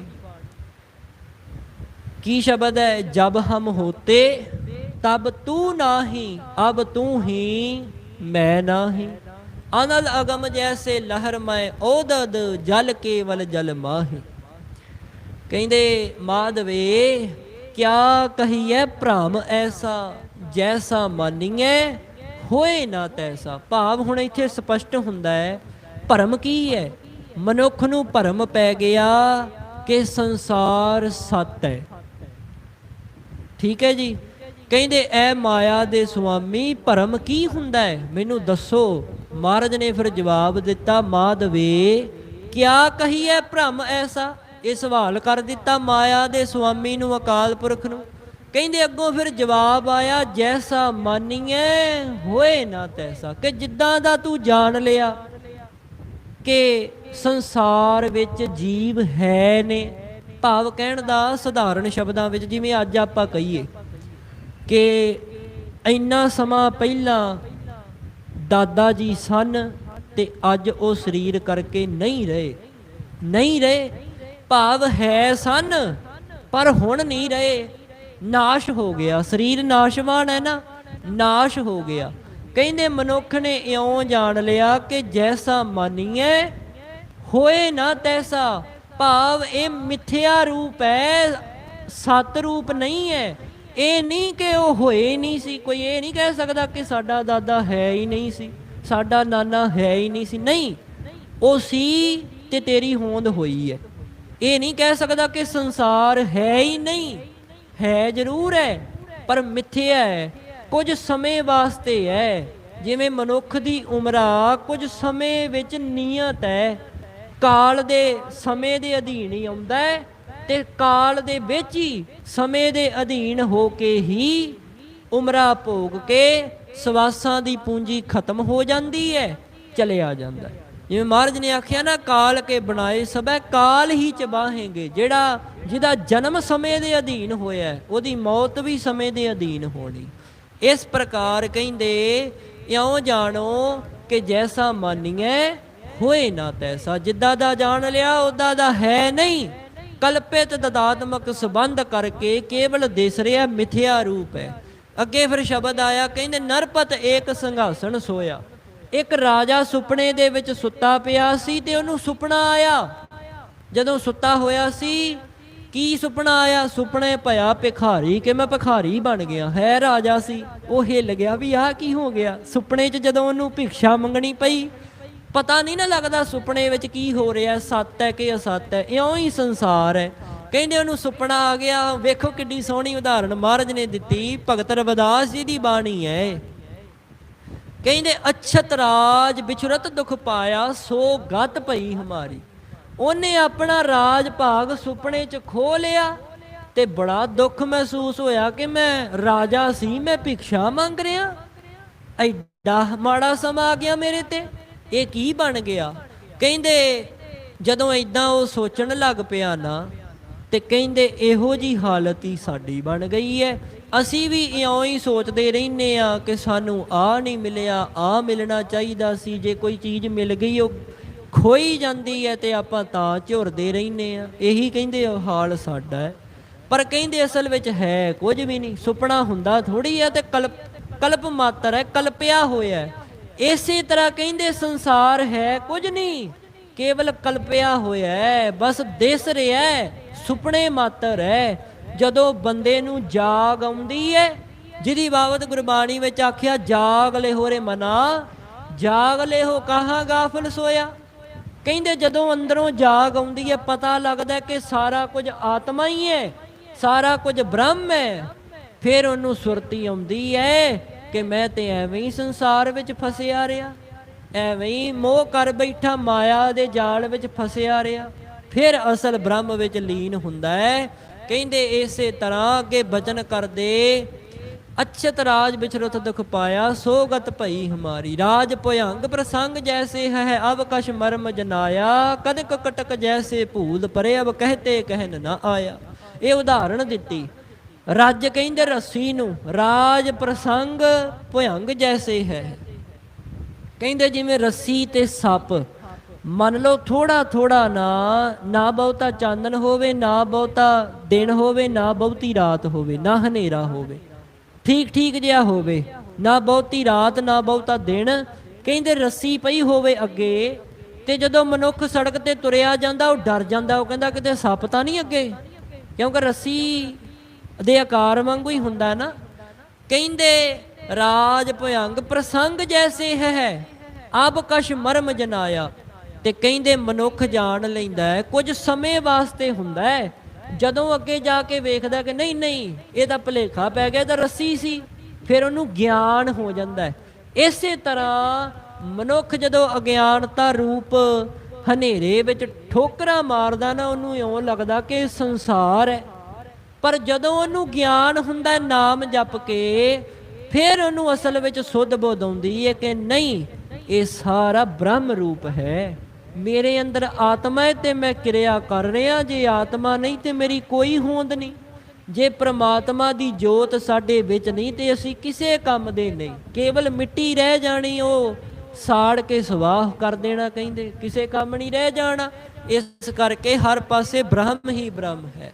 ਜਿਵੇਂ ਕਹਿੰਦੇ ਫਿਰ ਅੱਗੇ ਉਦਾਹਰਣ ਦਿੱਤੀ, ਕਨਕ ਕਟਕ ਜੈਸੇ ਭੂਲ ਪਰੇ, ਅਬ ਕਹਤੇ ਕਹਿਨ ਨਾ ਆਇਆ। ਕਣਕ ਕਹਿੰਦੇ ਸੋਨੇ ਨੂੰ, ਕਹਿੰਦੇ ਜਿਵੇਂ ਸੋਨੇ ਦੇ ਘੜੇ ਬਣੇ ਹੋਣ ਤੇ ਜਦੋਂ ਘੜਿਆਂ ਨੂੰ ਪਿਘਲਾ ਦਿੱਤਾ ਜਾਂਦਾ, ਮੁੜ ਉਹ ਸੋਨੇ ਦਾ ਰੂਪ ਹੀ ਹੋ ਜਾਂਦਾ, ਮੁੜ ਉਹ ਸੋਨਾ ਹੀ ਹੁੰਦਾ ਹੈ ਨਾ। ਕੋਈ ਇਹ ਤਾਂ ਨਹੀਂ ਕਹਿ ਸਕਦਾ ਕਿ ਸੋਨੇ ਦੇ ਕੜੇ ਬਣਾ ਦਿੱਤੇ ਜੀ, ਕੜੇ ਅੱਡ ਹੈ ਤੇ ਸੋਨਾ ਅੱਡ ਹੈ, ਨਹੀਂ ਕਹਿ ਸਕਦਾ ਨਾ ਕੋਈ ਵੀ। ਕੜੇ ਵੱਖਰੇ ਨੇ ਕਿਉਂਕਿ ਹੈ ਹੀ ਸੋਨੇ ਦੇ ਨੇ, ਸੋਨੇ ਤੋਂ ਪੈਦਾ ਹੋਏ ਨੇ, ਸੋਨੇ ਰਾਹੀਂ ਕੜਿਆਂ ਦੀ ਹੋਂਦ ਹੋਈ ਹੈ, ਕੜੇ ਵਿੱਚ ਤਬਦੀਲ ਹੋਏ। ਇਸੇ ਤਰ੍ਹਾਂ ਪ੍ਰਮਾਤਮਾ ਦੀ ਅੰਸ਼ ਜੀਵ ਦੇ ਵਿੱਚ ਤਬਦੀਲ ਹੋਈ ਹੈ ਕੁਝ ਵੀ ਨਹੀਂ। ਅੰਤ ਫਿਰ ਸੋਨਾ ਹੀ ਹੈ, ਅੰਤ ਫਿਰ ਆਤਮਾ ਹੀ ਹੈ, ਬ੍ਰਹਮ ਹੀ ਹੈ। ਇਸ ਕਰਕੇ ਕਹਿੰਦੇ ਅਬ ਕਛ ਮਰਮ ਜਨਾਇਆ, ਕਨਕ ਕਟਕ ਜੈਸੇ ਭੂਲ ਪਰੇ, ਅਬ ਕਹਤੇ ਕਹਿਨ ਨਾ ਆਇਆ। ਸਰਬੇ ਏਕ ਅਨੇਕੈ ਸੁਆਮੀ, ਸਾਰਿਆਂ ਵਿੱਚ ਇੱਕ ਹੀ ਹੈ, ਅਨੇਕਾਂ ਰੂਪ ਕਰਕੇ ਭਾਸ ਰਿਹਾ। ਕਹਿੰਦੇ ਸਭ ਘਟ ਭੋਗਵੈ ਸੋਈ, ਸਵਾਸ ਸਵਾਸ ਉਸ ਪਰਮਾਤਮਾ ਦਾ ਸਾਡੇ ਵਿੱਚ ਅੰਸ਼ ਹੈ। ਇਸ ਕਰਕੇ ਕਹਿ ਰਵਿਦਾਸ ਹਾਥ ਪੈ ਨੀਰੈ, ਸਹਜੇ ਹੋਏ ਸੋ ਹੋਈ। ਕਹਿੰਦੇ ਭਗਤ ਰਵਿਦਾਸ ਜੀ ਬਚਨ ਕਰਦੇ, ਕਹਿੰਦੇ ਉਹ ਪ੍ਰਮਾਤਮਾ ਹੱਥਾਂ ਪੈਰਾਂ ਤੋਂ ਵੀ ਨੇੜੇ ਹੈ। ਤੇ ਕਹਿੰਦੇ ਸਹਿਜ ਦੇ ਨਾਲ ਕਿਰਪਾ ਹੁੰਦੀ, ਜਦੋਂ ਰੰਗ ਲਾਗਤ ਲਾਗਤ ਲਾਗਤ ਹੈ, ਭਾਉ ਭਾਗਤ ਭਾਗਤ ਭਾਗਤ ਹੈ। ਹੌਲੀ ਹੌਲੀ ਜਦੋਂ ਮਨੁੱਖ ਜਪਦਾ ਹੈ, ਸਿਮਰਨ ਅਭਿਆਸ ਸੇਵਾ ਕਰਦਾ ਹੈ, ਨਾਮ ਜਪਦਾ, ਫਿਰ ਕਿਰਪਾ ਹੁੰਦੀ। ਇਸ ਕਰਕੇ ਆਪਾਂ ਪੜ੍ਹਦੇ ਹੁੰਨੇ ਕਈ ਵਾਰੀ, ਹੱਥਾਂ ਪੈਰਾਂ ਤੋਂ ਵੀ ਨੇੜੇ ਪਿਆਰਾ ਦੂਰ ਨਹੀਂ, ਇਹ ਧਾਰਨਾ ਰੂਪ ਵਿੱਚ ਵੀ ਪੜ੍ਹਦੇ ਆ ਨਾ। ਇਸ ਪ੍ਰਕਾਰ ਕਹਿੰਦੇ ਉਹ ਪਰਮਾਤਮਾ ਇੱਕ ਹੈ, ਪਰ ਕਹਿੰਦੇ ਸੁਪਨੇ ਦੀ ਨਿਆਈ ਹੈ। ਵਾਹਿਗੁਰੂ ਪਰਮਾਤਮਾ ਇੱਕ ਹੈ, ਸੰਸਾਰ ਸੁਪਨੇ ਦੀ ਨਿਆਈ ਹੈ। ਪਰਮਾਤਮਾ ਨੂੰ ਨਹੀਂ ਕਹਿਣਾ ਆਪਾਂ, ਪਰਮਾਤਮਾ ਇੱਕ ਹੈ, ਸੰਸਾਰ ਸੁਪਨੇ ਦੀ ਨਿਆਈ ਹੈ। ਕਹਿੰਦੇ ਇਉਂ ਹੀ ਜਦੋਂ ਚਿੱਤ ਤੇ ਉਪਜੈ ਨਿਪਜ ਵਿਵੇਕ, ਕਹਿੰਦੇ ਜਿਵੇਂ ਇੱਕ ਆਦਮੀ ਨੂੰ ਸੁਪਨਾ ਆਉਂਦਾ, ਕਈ ਤਰ੍ਹਾਂ ਦੇ ਨਾਲ ਉਹ ਕਲਪਨਾ ਕਰ ਲੈਂਦਾ, ਇਉਂ ਵੀ ਈਸ਼ਵਰ ਦੇ ਚਿੱਤ ਵਿੱਚ ਕਹਿੰਦੇ ਸੁਪਨੇ ਮਾਤਰ ਹੀ ਸੰਸਾਰ ਹੈ। ਵਿਵੇਕ ਬੁੱਧੀ ਦੇ ਨਾਲ ਵੇਖਣਾ ਕਰੋ। ਤੋ ਸਾਧ ਸੰਗਤ ਜੀ, ਆਪਣੇ ਕੋਲ ਸਮਾਂ ਬਹੁਤਾ ਨਹੀਂ, ਅੱਜ ਆਪਾਂ ਸਮੇਂ ਦੇ ਅਨੁਸਾਰ ਹੀ, ਸਮੇਂ ਦੇ ਅਧੀਨ ਹੋ ਕੇ, ਗੁਰਮਰਿਆਦਾ ਵਿੱਚ ਕੋਈ ਵਿਘਨ ਨਾ ਪਵੇ, ਕੁਝ ਮਿੰਟਾਂ ਵਿੱਚ ਹੀ ਹੁਣ ਆਪਾਂ ਸਮਾਪਤੀ ਕਰਨੀ ਹੈ। ਹੁਣ ਜਿਹੜਾ ਆਪ ਜੀਆਂ ਨੇ ਸਾਰਾ ਸਰਵਣ ਕੀਤਾ ਹੈ ਨਾ, ਇਹ ਤਾਂ ਸੀ ਬ੍ਰਹਮ ਦੀ ਵਿਚਾਰ ਕਿ ਜੀਵ ਤੇ ਈਸ਼ਵਰ ਕਿਵੇਂ ਹੈ, ਇਹਨਾਂ ਵਿੱਚ ਕੀ ਆਪਸ ਵਿੱਚ ਪਰਸਪਰ ਭੇਦ ਨੇ, ਪਰਸਪਰ ਭੇਦ ਕੀ ਹੈ, ਇੱਕ ਹੀ ਹੈ। ਸਾਰਾ ਸੰਸਾਰ ਸਾਧ ਸੰਗਤ ਜੀ ਸੁਪਨੇ ਦੀ ਨਿਆਈ ਭਾਸ ਰਿਹਾ, ਆਤਮਾ ਸਾਡੇ ਵਿੱਚ ਹੈ, ਬਾਹਰ ਬ੍ਰਹਮ ਦਾ ਪਸਾਰਾ ਹੈ ਸਾਰਾ। ਇਹ ਸਮਝ ਗਏ? ਸਾਰਿਆਂ ਨੇ ਆਪੋ ਆਪਣੀ ਮਤ ਦੇ ਅਨੁਸਾਰ ਕਹਿੰਦੇ ਬਚਨ ਕੀਤੇ ਨੇ। ਹੁਣ ਧਰਮ ਵਾਸਤੇ ਵੀ ਧਰਮ ਕੀ ਹੈ, ਧਰਮ ਸਿੰਘ ਜੀ ਕਵੀ ਜੋ ਮਹਾਰਾਜ ਦੇ ਧਰਮ ਸਿੰਘ ਜੀ ਨੇ, ਉਹਨਾਂ ਨੇ ਧਰਮ ਦੀ ਬਾਬਤ ਬਚਨ ਕਰਨੇ ਨੇ। ਤਾਂ ਆਓ ਆਪਾਂ ਕੁਝ ਮਿੰਟ ਹੀ ਹੋਰ 5-10 ਮਿੰਟਾਂ ਵਿੱਚ ਹੀ ਸਰਵਣ ਕਰੀਏ ਕਿ ਹੁਣ ਧਰਮ ਦੀ ਬਾਬਤ ਜੋ ਬਚਨ ਕਰਦੇ ਆ ਉਹ ਸਰਵਣ ਕਰਨਾ ਕਰੋ। ਕਵੀ ਧਰਮ ਸਿੰਘ ਜੀ ਕਹਿਣ ਲੱਗੇ, ਕਹਿੰਦੇ ਜਿਹੜਾ ਆਪਣਾ ਧਰਮ ਹੈ ਨਾ, ਉਸੇ ਦਾ ਜਿਹੜਾ ਇਸ਼ਟ ਹੁੰਦਾ ਹੈ ਉਹ ਪ੍ਰਧਾਨ ਜਾਣੋ। ਜਿਵੇਂ ਧੰਨ ਧੰਨ ਸਤਿਗੁਰੂ ਸ੍ਰੀ ਗੁਰੂ ਗ੍ਰੰਥ ਸਾਹਿਬ ਸੱਚੇ ਪਾਤਸ਼ਾਹ ਜੀ ਮਹਾਰਾਜ ਸਾਡੇ ਇਸ਼ਟ ਨੇ। ਜੋ ਇਹਨਾਂ ਨੇ ਕਹਿ ਦਿੱਤਾ, ਜੋ ਹੁਕਮ ਕਰ ਦਿੱਤਾ, ਉਸੇ ਨੂੰ ਹੀ ਸੱਚ ਜਾਣੋ। ਕੇਵਲ ਗੁਰੂ ਦੀ ਮੱਤ ਤੇ ਚੱਲਣਾ ਕਰੋ, ਉਹੀ ਸਾਡੇ ਵਾਸਤੇ ਪ੍ਰਧਾਨ ਹੈ। ਕਹਿੰਦੇ ਹੋਰਾਂ ਧਰਮਾਂ ਦੀ ਗੱਲ ਛੱਡ ਦਿਓ, ਜੋ ਗੁਰੂ ਸਾਹਿਬ ਬਚਨ ਕਰਦੇ ਨੇ, ਜੇ ਸਿੱਖੋ ਤੇ ਵੇਖੋ ਸਾਡੇ ਗੁਰੂ ਗ੍ਰੰਥ ਸਾਹਿਬ ਮਹਾਰਾਜ ਸੱਚੇ ਪਾਤਸ਼ਾਹ ਕੀ ਕਹਿੰਦੇ ਨੇ। ਧੰਨ ਧੰਨ ਸਤਿਗੁਰੂ ਸ੍ਰੀ ਗੁਰੂ ਗ੍ਰੰਥ ਸਾਹਿਬ ਸੱਚੇ ਪਾਤਸ਼ਾਹ ਜੀ ਮਹਾਰਾਜ ਤੋਂ ਲਹਿਦਾ ਸਾਰਾ ਕੁਝ ਹੀ ਕਹਿੰਦੇ ਨੇ ਫਲ ਹੈ। ਹੋਰ ਤੁਹਾਨੂੰ ਕਿਸੇ ਪ੍ਰਕਾਰ ਦਾ ਕੋਈ ਫਲ ਨਹੀਂ ਮਿਲੇਗਾ ਜੇ ਆਪਣੇ ਗੁਰੂ ਦੇ ਹੁਕਮ ਦੀ ਉਲੰਘਣਾ ਕਰੋਗੇ, ਹੁਕਮ ਤੋਂ ਉਲਟ ਚੱਲੋਗੇ। ਇਉਂ ਧਾਰਮਿਕ ਗ੍ਰੰਥਾਂ ਵਿੱਚ ਪ੍ਰਮਾਣਿਕ ਹੈ। ਕਵੀ ਧਿਆਨ ਸਿੰਘ ਜੀ ਕਹਿੰਦੇ ਨਾਲ ਇਹ ਵੀ ਗੱਲ ਚੇਤਾ ਰੱਖੋ। ਹੁਣ ਕਵੀ ਧਿਆਨ ਸਿੰਘ ਜੀ ਆਪਣੀ ਮੱਤ ਦੇ ਰਹੇ, ਧਰਮ ਸਿੰਘ ਜੀ ਕਹਿੰਦੇ ਵੀ ਇਸ਼ਟੀ ਸਾਰਾ ਕੁਝ ਹੈ, ਇਸ਼ਟੀ ਪ੍ਰਧਾਨ ਹੈ, ਇਹਦੇ ਆਖੇ ਲੱਗੋ ਸਾਰਾ ਕੁਝ ਹੀ ਤੁਹਾਨੂੰ ਮਿਲੇਗਾ। ਹੁਣ ਧਿਆਨ ਸਿੰਘ ਜੀ ਕਹਿੰਦੇ ਪਰ ਤਿਆਗ ਵੀ ਜ਼ਰੂਰੀ ਹੈ। ਜੇ ਤਿਆਗ ਨਾ ਕੀਤਾ ਕਿਸੇ ਚੀਜ਼ ਦਾ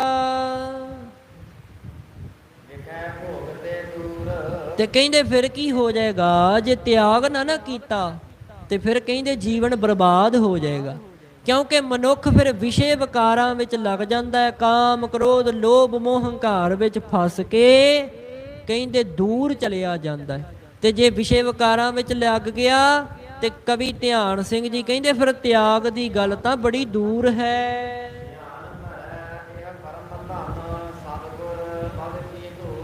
ਇਸ ਕਰਕੇ ਉਸ ਪਰਮ ਪਰਮੇਸ਼ਰ ਦਾ ਧਿਆਨ ਧਰੋ, ਨਾਮ ਜਪੋ ਵਾਹਿਗੁਰੂ ਵਾਹਿਗੁਰੂ ਵਾਹਿਗੁਰੂ ਵਾਹਿਗੁਰੂ ਵਾਹਿਗੁਰੂ, ਇਉਂ ਸਿਮਰਨ ਕਰੋ, ਉਸ ਦਾ ਨਾਮ ਜਪੋ, ਉਸ ਦੇ ਚਰਨਾਂ ਦੀ ਧੂੜੀ ਬਣ ਜਾਓ। ਇਹੀ ਸਭ ਤੋਂ ਵੱਡਾ ਧਨ ਹੈ। ਕਹਿੰਦੇ ਜਿਹੜੀ ਮਾਲਾ ਹੈ ਨਾ, ਮਾਲਾ ਸਿੰਘ ਜੀ, ਹੁਣ ਕਵੀ ਮਾਲਾ ਸਿੰਘ ਜੀ ਬਚਨ ਕਰ ਰਹੇ ਨੇ, ਕਹਿੰਦੇ ਵੀ ਜਿਹੜੀ ਸਤਿਗੁਰਾਂ ਦੇ ਨਾਮ ਦੀ ਮਾਲਾ ਹੈ ਨਾ, ਰਾਮ ਨਾਮ ਦੀ ਜਿਹੜੀ ਮਾਲਾ ਹੈ, ਕਹਿੰਦੇ ਉਸ ਦੇ ਨਾਲ ਵਾਹਿਗੁਰੂ ਵਾਹਿਗੁਰੂ ਵਾਹਿਗੁਰੂ ਵਾਹਿਗੁਰੂ ਵਾਹਿਗੁਰੂ ਦਾ ਜਾਪ ਕਰੋ। ਇਸੇ ਤਰ੍ਹਾਂ ਸਤਨਾਮ ਵਾਹਿਗੁਰੂ ਜਪਦੇ ਰਹੋ। ਕਹਿੰਦੇ ਮੇਰੀ ਤੇ ਭਾਈ ਇਹੋ ਹੀ ਮਾਲਾ ਹੈ। ਮਾਲਾ ਸਿੰਘ ਜੀ ਕਹਿ ਰਹੇ ਮੈਂ ਤੇ ਇਹਦਾ ਹੀ ਜਾਪ ਕਰਦਾ ਹਾਂ। ਕਹਿੰਦੇ ਮੈਂ ਤੇ ਇਹ ਕਹਿਣਾ ਜਿਹੜਾ ਰਾਮ ਨਾਮ ਕਰਦਾ ਹੈ, ਵਾਹਿਗੁਰੂ ਵਾਹਿਗੁਰੂ ਵਾਹਿਗੁਰੂ ਜਪਦਾ ਹੈ, ਕਹਿੰਦੇ ਉਹ ਇਹਦੇ ਅਭਿਆਸ ਦੁਆਰਾ ਧਰਮ ਅਰਥ ਕਾਮ ਮੋਖ ਇਹਨਾਂ ਚਾਰ ਪਦਾਰਥਾਂ ਨੂੰ ਪ੍ਰਾਪਤ ਕਰਦਾ ਹੈ। ਭਾਵ ਧਰਮੀ ਬਣ ਜਾਂਦਾ ਹੈ, ਅਰਥ ਭਾਵ ਉਹਦੇ ਕੋਲ ਧਨ ਮਾਲ ਆ ਜਾਂਦਾ ਹੈ, ਧਰਮ ਅਰਥ ਕਾਮ ਭਾਵ ਫਿਰ ਪੈਸਾ ਆ ਗਿਆ ਤੇ ਫਿਰ ਪਦਾਰਥ ਵੀ ਆ ਜਾਂਦੇ ਨੇ, ਸੁੱਖ ਦੇ ਪਦਾਰਥ ਆ ਜਾਂਦੇ ਨੇ। ਇਸੇ ਪ੍ਰਕਾਰ ਕਹਿੰਦੇ ਫਿਰ ਮੁਕਤ, ਉਹ ਬੰਧਨਾਂ ਤੋਂ ਮੁਕਤ ਹੋ ਜਾਂਦਾ ਹੈ ਜਦੋਂ ਇੱਕ ਰਸ ਸਤਿਗੁਰਾਂ ਦੇ ਨਾਮ ਵਿੱਚ ਲੀਨ ਰਹਿੰਦਾ ਹੈ।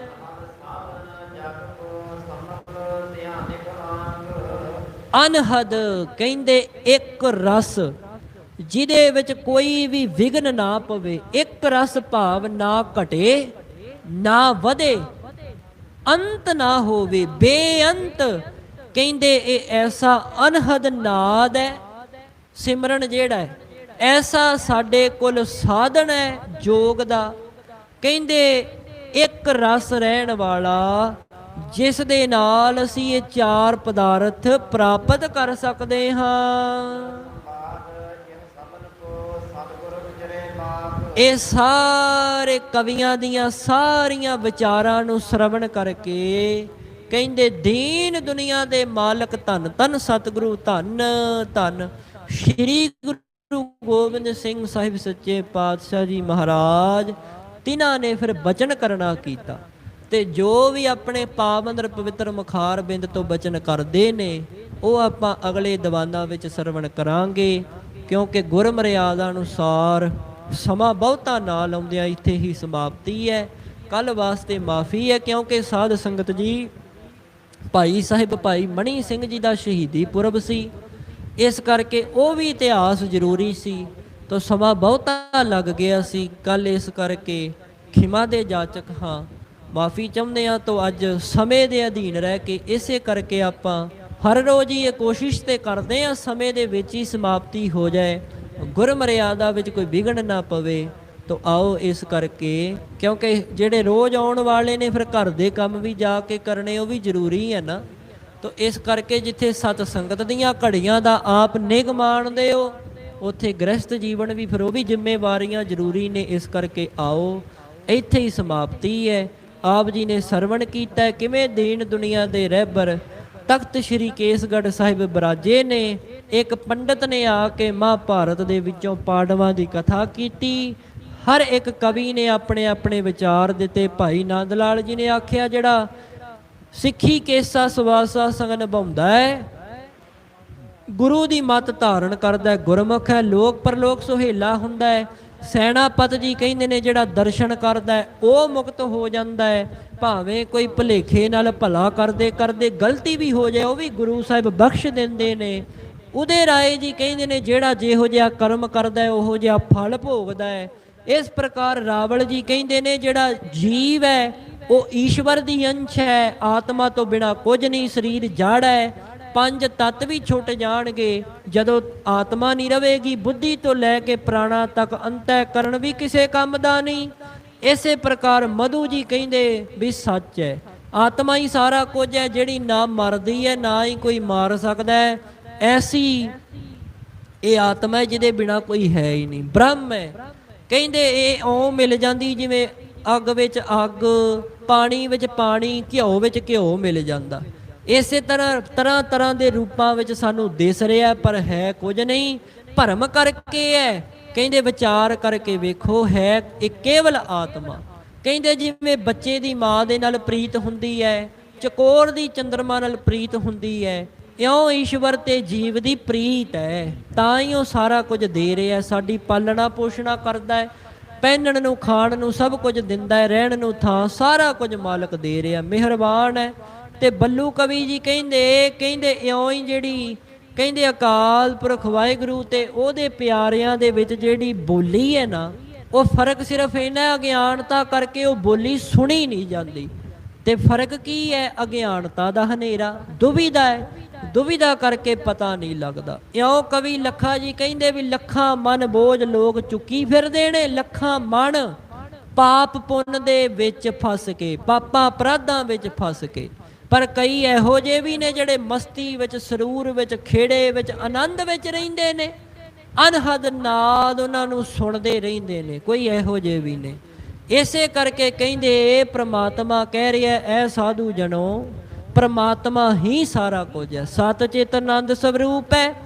ਅਗਿਆਨਤਾ ਕਰਕੇ ਸੰਸਾਰ ਦਿਸ ਰਿਹਾ, ਜਿਵੇਂ ਸੁਪਨੇ ਦੀ ਨਿਆਈ ਜਗਤ ਭਾਸ ਰਿਹਾ, ਇਉਂ ਹੀ ਕਹਿੰਦੇ ਇਹ ਸੰਸਾਰ ਦਿਸ ਰਿਹਾ।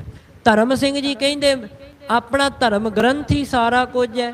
ਧਿਆਨ ਸਿੰਘ ਜੀ ਕਹਿੰਦੇ ਤਿਆਗ ਤੋਂ ਬਿਨਾਂ ਕਹਿੰਦੇ ਕੁਝ ਨਹੀਂ ਪ੍ਰਾਪਤ ਹੁੰਦਾ। ਇਸ ਕਰਕੇ ਸਤਿਗੁਰਾਂ ਦਾ ਨਾਮ ਜਪੋ, ਉਹਦੇ ਚਰਨਾਂ ਦੀ ਧੂੜੀ ਬਣ ਜਾਈਏ, ਇਹੀ ਸਭ ਕੁਝ ਹੈ। ਤੇ ਮਾਲਾ ਸਿੰਘ ਜੀ ਕਹਿੰਦੇ ਭਾਈ ਮੈਂ ਤੇ ਸਤਿਗੁਰਾਂ ਦੇ ਨਾਮ ਦੀ ਮਾਲਾ ਵਾਹਿਗੁਰੂ ਵਾਹਿਗੁਰੂ ਵਾਹਿਗੁਰੂ ਵਾਹਿਗੁਰੂ ਵਾਹਿਗੁਰੂ ਇਉਂ ਜਪਦਾ ਰਹਿਣਾ, ਮੇਰਾ ਤੇ ਇਹਦੇ ਨਾਲ ਹੀ ਭਲਾ ਕਰ ਦੇਣਾ ਮਹਾਰਾਜ ਨੇ। ਤਾਂ ਆਓ ਜੋ ਬਾਕੀ ਦੀਨ ਦੁਨੀਆ ਦੇ ਮਾਲਕ ਬਚਨ ਕਰਨਗੇ ਅਗਲੇ ਦੀਵਾਨਾਂ ਵਿੱਚ ਸਰਵਣ ਕਰਾਂਗੇ। ਇੱਥੇ ਹੀ ਸਮਾਪਤੀ ਹੈ। ਆਪ ਸੰਗਤ ਦਾ ਸਵਾਸ ਸਵਾਸ ਰੋਮ ਰੋਮ ਕਰਕੇ ਧੰਨਵਾਦ। ਜਿੱਥੇ ਆਪ ਆਏ ਹੋ ਹੋਰਾਂ ਨੂੰ ਵੀ ਪ੍ਰੇਰ ਕੇ ਲਿਆਇਆ ਕਰੋ। ਅੱਜ ਲੋੜ ਹੈ ਸਤਿਗੁਰਾਂ ਜੀ ਦੇ ਪਾਵਨ ਪਵਿੱਤਰ ਇਤਿਹਾਸ ਤੋਂ ਜਾਣੂ ਹੋਣ ਦੀ। ਮਹਾਂਪੁਰਖਾਂ ਦਾ ਧੰਨਵਾਦ, ਆਪ ਸੰਗਤ ਦਾ ਧੰਨਵਾਦ, ਸਭ ਤੋਂ ਵੱਧ ਧੰਨਵਾਦ ਮੇਰੇ ਸੱਚੇ ਪਾਤਸ਼ਾਹ ਧੰਨ ਧੰਨ ਸਤਿਗੁਰੂ ਸ੍ਰੀ ਗੁਰੂ ਗ੍ਰੰਥ ਸਾਹਿਬ ਸੱਚੇ ਪਾਤਸ਼ਾਹ ਜੀ ਦਾ। ਸਾਰੇ ਗੱਜ ਕੇ ਆਖੋ ਜੀ ਧੰਨ ਧੰਨ ਸ੍ਰੀ ਗੁਰੂ ਗ੍ਰੰਥ ਸਾਹਿਬ ਸੱਚੇ ਪਾਤਸ਼ਾਹ ਜੀ ਦਾ। ਸਵਾਸ ਸਵਾਸ ਰੋਮ ਰੋਮ ਕਰਕੇ ਸ਼ੁਕਰਾਨਾ ਧੰਨਵਾਦ ਹੈ। ਅਰਦਾਸ ਕਰਿਆ ਕਰੋ ਸੱਚੇ ਪਾਤਸ਼ਾਹ ਜੀ ਨਾਮ ਦੀ ਦਾਤ ਬਖਸ਼ਿਸ਼ ਕਰਨ, ਬਾਣੇ ਅਤੇ ਬਾਣੀ ਨਾਲ ਜੋੜੀ ਰੱਖਣ, ਸੇਵਾ ਤੇ ਸਿਮਰਨ ਦੀ ਦਾਤ ਬਖਸ਼ਿਸ਼ ਕਰਨ, ਹੋਈਆਂ ਭੁੱਲਾਂ ਗਲਤੀਆਂ ਮਾਫ ਕਰਨੀਆਂ। ਦੋ ਪੰਕਤੀਆਂ ਪੜ੍ਹ ਕੇ ਸਮਾਪਤੀ ਹੈ ਜੀ।